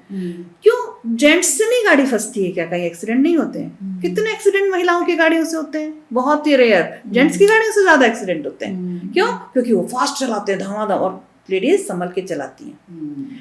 मैं ये नहीं कह रही हूँ, मैं इसमें कोई आंकड़े नहीं है, लेकिन मैं ये बता रही हूँ, मैं ये कंपैरिजन नहीं कर रही हूँ कि किसके ज्यादा एक्सीडेंट होते हैं किसके कम, लेकिन सुनने को महिला को ज्यादा मिलता है क्योंकि हमारी सोसाइटी में एक्चुअली आज भी एक्सेप्टेंस नहीं है कि महिला अच्छे से कोई भी काम को करेगी। ये फैमिली में भी होता है। आप देखिए, अगर महिला का आज बहुत सारे घरों में, मेरे पास आज डिवोर्स के केस बहुत सारे आने लगे हैं। जो नए बच्चे हैं, जो अभी 25, 26, 28, 30, 32 साल के हैं, उनके डिवोर्स यूं हो रहे हैं। अगर जो फीमेल है उसमें से उसका पैकेज 50 लाख का है, या जब शादी हुई थी तो 26-27 लाख का था, बढ़ते बढ़ते उसका 35-40-50 लाख का हो गया पैकेज, हो रहा है आजकल बच्चों का। और जो मेल था उसका भी 26-27-28 लाख का था, उसका बढ़ते बढ़ते 30 ही लाख रह गया। अब दोनों में क्लैशेस शुरू हो गए, क्योंकि ये एक्सेप्ट कर पाना कि ये जो महिला है ये ज़्यादा कमा सकती है, ये ज़्यादा अच्छा काम कर सकती है, इसके प्रमोशन इसके काम की वजह से हो सकते हैं, ये आसान नहीं है। वो चार्ज लगाने लगता है आदमी कि तुम्हारा ही प्रमोशन क्यों हो रहा है, हमारा तो नहीं हो रहा। ऐसा केस भी आया मेरे पास। तो ये मेंटालिटी की प्रॉब्लम है एक्चुअली। आपको क्या लगता है, किसी भी पद पर कोई महिला है और दूसरे सीट पर एक पुरुष है, तो क्या उसको माफ कर देंगे सारे? अगर वो काम नहीं, उसको अपने हिस्से का काम करना ही पड़ेगा। हो सकता है उसको कोई सी कैलकुलेशन, कोई सा डिस्पैच करना, कोई सा रूल लगाना, कोई सा सॉफ्टवेयर, हो सकता है उसको थोड़ी देर में समझ में आया हो और दूसरे व्यक्ति को जल्दी समझ में आ गया हो, तो इसको कोई और चीज़ जल्दी समझ में आती होगी। लेकिन ये एक सब जगह ये है कि अगर कोई फीमेल है, मैंने एक ऑफिस में देखा कि वहाँ पर जो बॉस थी वो फीमेल थी, तो मैं वहाँ पर बैठी थी और उन्हें नहीं मालूम था, मुझे जो विजिटर एरिया था वहाँ पर कोई और लोग बैठे थे, तो मेरा सेशन था थोड़ी देर बाद, तो वहाँ के एक ऑफिसर आए, बोले मैडम अरे विजिटर एरिया भरा हुआ है और यहाँ पर दूसरी जगह जो सोफे थे वहाँ एसी नहीं चल रहा था, तो उन्होंने मुझे एक वहाँ पर बिठा दिया, बोले यहाँ एसी भी अच्छा चल रहा है, आप 10 मिनट बैठिए, मैं साहब को कॉल करके फिर आपको लेके चलूँगा, सेशन वहाँ से शुरू करेंगे। इन्हें नहीं मालूम था इस डिपार्टमेंट वालों को कि मैं एक मोटिवेशनल स्पीकर हूँ और मैं इसलिए यहाँ बैठी हूँ कि मेरा सेशन होना है। या इन्होंने सोचा ऐसी कोई आई होंगी कोई, जो भी सोचा उन्होंने। तो वो कहते हैं मम्मी जी आ गई क्या? मेरा दिमाग तो बहुत तेजी से चलता है फिर ऐसे समय। तो बोले अरे आज तो मम्मी जी लेट आएंगी, आज तो बृहस्पतिवार है, पहले पूजा होगी फिर आएंगी। तो बोले अच्छा टाइम हुआ नहीं था अभी, मतलब किसी के भी आने का, 2-3 लोग आ चुके थे और अभी 10:30 बजा नहीं था जो उनका ऑफिस टाइम था। लेकिन जब मैंने उनसे पूछा, जो बिठा के गए थे, कि हम मम्मी जी कौन हैं, तो बोले हमारे बॉस को ये लोग सब मम्मी जी बोलते हैं। अच्छा फीमेल बॉस थी तो मम्मी जी बोलते। मतलब ये हजम नहीं होता ना उनको कि हमारे जो बॉस है वो एक महिला होगी। मैंने बहुत बार ये चीज़ खुद फेस की है। मैं जब, अब तो मेरी एज 53 क्रॉस कर दिया मैंने अभी 2 दिन पहले, मैं जब 25-26 साल की थी तब से मैं सेशन करती हूँ। तो जब मैं सेशन करने जाती थी मैं बड़ी यंग थी उस समय, और जो मेरे सामने जो पार्टिसिपेंट बैठे होते थे, ऑफिसर्स जो होते थे, वो 40-50 के ऊपर के ही होते थे, बहुत कम होते थे। तो जब मैं जाती थी तो सबको ये लगता था कि ये समझाएंगे हमें, मतलब लोग ऐसे करके बैठते थे, पहले ही क्लोज कर लिया। आपने मतलब इस चीज को फेस किया? बहुत फेस किया इतना फेस किया कि मतलब लोगों का जो एक्सप्रेशन होता था ना, यूं बैठते थे आके कि ये समझाएंगी। मतलब एक तो महिला, ऊपर से 26-27 साल की लेडी, ये समझाएंगे हमें कि बिहेवियर क्या होता है, जिंदगी क्या होती है, ये सिखाएंगे हमें। मतलब लिटरली मुंह पे बोलते थे। जब मैं एंटर करती थी मुझे बुके दिया जाता था, उधर से आवाजें आती थी कि ये समझाएंगे हमें जिंदगी जीने के तरीके। और मैं इतना एग्रेसिव होकर सेशन लेती थी क्योंकि मैंने नॉलेज इतना ले लिया था और मैं अपने काम में बहुत डिवोटी थी। आज भी मैं लगातार नॉलेज लेती हूँ। तो जब मैं बोलना शुरू करती थी ना तो धीरे धीरे आदमी ऐसे होकर के फिर ऐसे बैठ जाता था, फिर उसका पूरा पोस्चर चेंज होता था, फिर वो ऐसे होकर ना फिर ऐसे सुनता था। और हर बार मुझे ये फीडबैक मिला कि आपने जो ये बातें बताई, हमने इस नज़रिए से ज़िंदगी को देखा ही नहीं था। आप अगर हमें पहले मिल जाते तो शायद ये लाइफ और अच्छी होती। ये हर बार मुझे ये फीडबैक मिला। आपने जंग जीत ली। हाँ, जंग जीती। और हर बार मुझे प्रूव करना पड़ता था, और मुझे लगता है हर लेडी को हर बार प्रूव करना पड़ता है कि हम भी बेहतर हैं, हमें भी पूरी नॉलेज है। हर बार प्रूव करना पड़ता है, आज भी हर बार प्रूव करना पड़ता है। स्ट्रेस खत्म करने के 2-3 छोटे छोटे उपाय हमारे दर्शकों के लिए बताइए। हाँ, सबसे पहली बात कि जो भी हम कर रहे हैं, जो हमारे काम हैं, जो हमें करने ही हैं, उनको एक्सेप्ट करिए कि हमें ये करना ही है। इतना तो हमें करना पड़ेगा। हमने जिंदगी जी रहे हैं तो जिंदगी जी रहे हैं तो कुछ तो करना ही पड़ेगा। तो ये काम मेरे हिस्से के हैं, ये मेरी डेस्टिनी है, इसको एक्सेप्ट कर लीजिए कि मुझे, अगर आप फीमेल हैं तो मुझे इतना लंच बनाना होता है या ये करना होता है, मुझे दौड़ के बस पकड़नी पड़ती है, मुझे ड्राइव करके जाना, ये जो मेरा दिनचर्या है इसको एक्सेप्ट करिए कि मुझे ही करना है, मुझे करना है। रिलेशनशिप को एक्सेप्ट करिए। सबसे ज्यादा स्ट्रेस कहाँ से आता है? दूसरे से ले लेते हैं हम, रिलेशन से हम उम्मीदें लगा लेते हैं, उनसे एक्सपेक्टेशंस बढ़ जाती है हमारी कि ये मेरे लिए वैसा करेगा। हम अपने मन की बात बोलते ही नहीं। कई बार तो ये हो जाता है कि हमें लगता है इसने ऐसा किया नहीं, इसने ऐसा बोला नहीं, उसे पता ही नहीं सामने वाले को आप मन में ये चाह रहे हो। तो मन की बात कह के करवा लीजिए भले, भाई वो इंसान है, जो भी आपका पार्टनर है, चाहे वो बच्चे हैं, चाहे आपका पार्टनर है, फीमेल है, मेल है, जो भी है, या घर में दूसरे बुजुर्ग है या कोई भी है, उन्हें क्या पता आपके मन में क्या चल रहा है, आपको क्या चाहिए। वो कोई जादू मंतर तो है नहीं उसके अंदर। और बिहेवियर को पकड़ना, मन की इच्छा को जानना, ये बहुत मुश्किल होता है हर इंसान के लिए। तो अपने जो सराउंडिंग लोग हैं उनको ऐसा समझ के डील करिए कि इन्हें थोड़ी पता है कि मेरे मन के अंदर क्या है। ये मत सोचिए कि जादू मंतर की तरह मेरे मन को पढ़ लेंगे और वैसा करेंगे जैसे मेरा मन चाह रहा था। ये करना बंद करिए। इससे क्या बंद होगा? उम्मीदें बंद होंगी। उम्मीदें आपको निराश करती हैं। सही बात। तो उम्मीदें बंद हो जाएंगी तो निराशा नहीं आएगी। उसका डोर आपने बंद कर दिया। अब अगर आपने उसको बोला भी कि मुझे आज ये शॉपिंग करनी थी या तुमसे मुझे ये गिफ्ट चाहिए था और उसने नहीं दिया, तो आपको थोड़ी देर बुरा लगेगा। फिर आप मान लीजिए कि तो है ही ऐसा, क्या कर सकते हैं। हर इंसान हर तरीके से परफेक्ट नहीं हो सकता। तीसरी बात कि हम भी हर चीज़ में परफेक्ट नहीं हो सकते। जो मैंने आपको शुरू में भी बताया, परफेक्शन के पीछे भागना या तो आप फिर परफेक्शन के पीछे भागे, तो अपने मन को इतना स्ट्रांग कर ले कि आप रोबोट की तरह हो जाएं। आपको आपके जज्बात खत्म हो जाए, फिर आप मशीन हो जाएंगे, मशीन हो इंसान नहीं जाएंगे, रहेंगे। फिर इंसान नहीं रहेंगे। तो कोई बात नहीं, फिर आपको दुख भी नहीं होगा, आपको रोना भी नहीं आएगा, आपको खुशी भी नहीं होगी, तो आप रोबोटिक हो जाइए। लेकिन आप इधर से आप सोच रहे हैं कि मन भी खुश रहे, और उधर से आप सोच रहे हैं कि परफेक्शन भी हर बार आप ही का आए, तो भाई आप कोई भी काम करते हैं उसमें दो चीजें काम करती हैं, एक आपका करना और एक पूरा सर्कमस्टांसेस। वो हर बार आपके फेवर में हो ऐसा जरूरी नहीं। कुछ लोगों से डील करना है, कुछ चीज़ों से डील करना है, वो आपके फेवर में होगा ज़रूरी नहीं है। जिंदगी ही हमारे फेवर में जब मुझे नहीं मालूम कि कल मेरा क्या होगा, मैं हूँ भी कि नहीं हूँ कल, या आज के 2 मिनट बाद। आज तो आपने देखा है चलते चलते इंसान गिर के ख़त्म हो रहा है। तो ये जो बॉडी है, पहली बात इस पर बहुत ज़्यादा घमंड मत करिए, ये कभी भी साथ छोड़ सकती है, इसका ख्याल रखिए। बच्चे का जैसा ख्याल रखते हैं, हम अपने बच्चे का ख्याल रखते हैं ना। हमसे मैं किसी से ही पूछूं कि आप सबसे ज़्यादा दुनिया में किसका ख्याल रखना चाहते हैं, तो वो कहेगा मैं अपने बच्चे का। तो ये इस बॉडी को भी अपना बच्चा ही मानिए। इस लाइफ स्टाइल को बहुत ध्यान रखिए, अच्छा खाइए, स्वस्थ रहने के लिए जो जो कर सकते हैं, जैसे योगा है, आपको जो अच्छा लगता है। देखिए कुछ लोगों को योगा अच्छा लगता है, किसी को मेडिटेशन अच्छा लगता है, किसी को संगीत अच्छा लगता है, किसी को डांस करना अच्छा लगता है, किसी को यूं ही बैठे रहना अच्छा लगता है। जो आपको अच्छा लगता है वो ज़रूर मी टाइम जिसको कहते हैं, अपने लिए ज़रूर निकालिए अपना वक्त, वो बहुत ज़रूरी। वो आपको एनर्जी दे जाएगा, वो आपका फूड होगा आपकी बॉडी के और ब्रेन के लिए। वो सिंक्रोनाइज करेगा आपकी बॉडी और ब्रेन को, एक सिंक्रोनाइजेशन में आ जाओगे आप।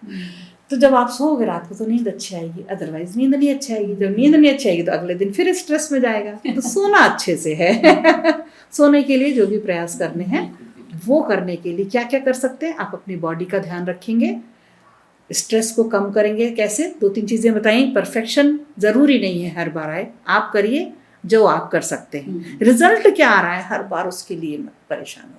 रिजल्ट अच्छा आता है, कभी कभी थोड़ा कम आता है, कभी कभी बहुत अच्छा भी तो आ जाता है। तो ऐसे मैनेज हो जाती है लाइफ, कहीं नहीं भागी जा रही।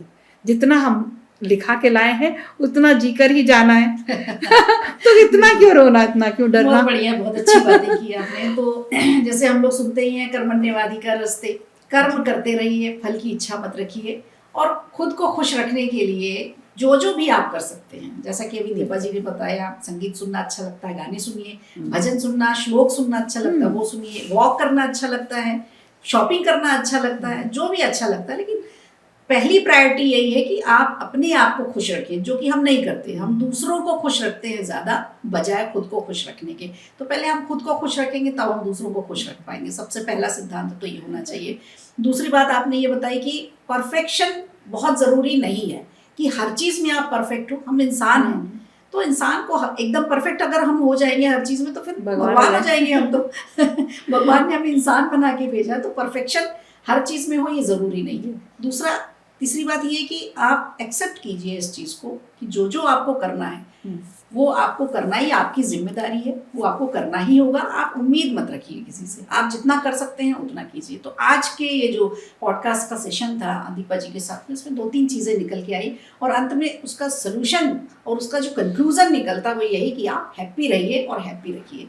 मेरे फादर का भी यही सिद्धांत था, खुश रहिए खुश रखिए तो आज हम बस आपने बहुत अच्छा हमारे दर्शकों को बताया, और आपसे बात करके बहुत अच्छा लगा। लंबे समय से मैं सोच रही थी कि आपसे एक बार इस सेशन पे एक बार बात करूंगी, स्ट्रेस पर बात करूंगी।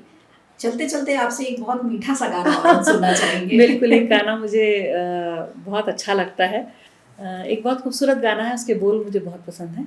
तो वो ऐसे है कि मेरे दिल ने कहा ढूंढ लाना खुशी, ना समझ लाया गम, तो ये गम ही सही। मेरे दिल ने कहा, हम हर काम करने के लिए निकले हैं, किस लिए? हैप्पीनेस के लिए निकले हैं, खुशी ढूंढने के लिए निकले हैं। लेकिन जो गम है ना वो हमें पकड़ते हैं बीच बीच में, और हम इतने इनोसेंट होते हैं, और गम में बड़ा नशा भी होता है।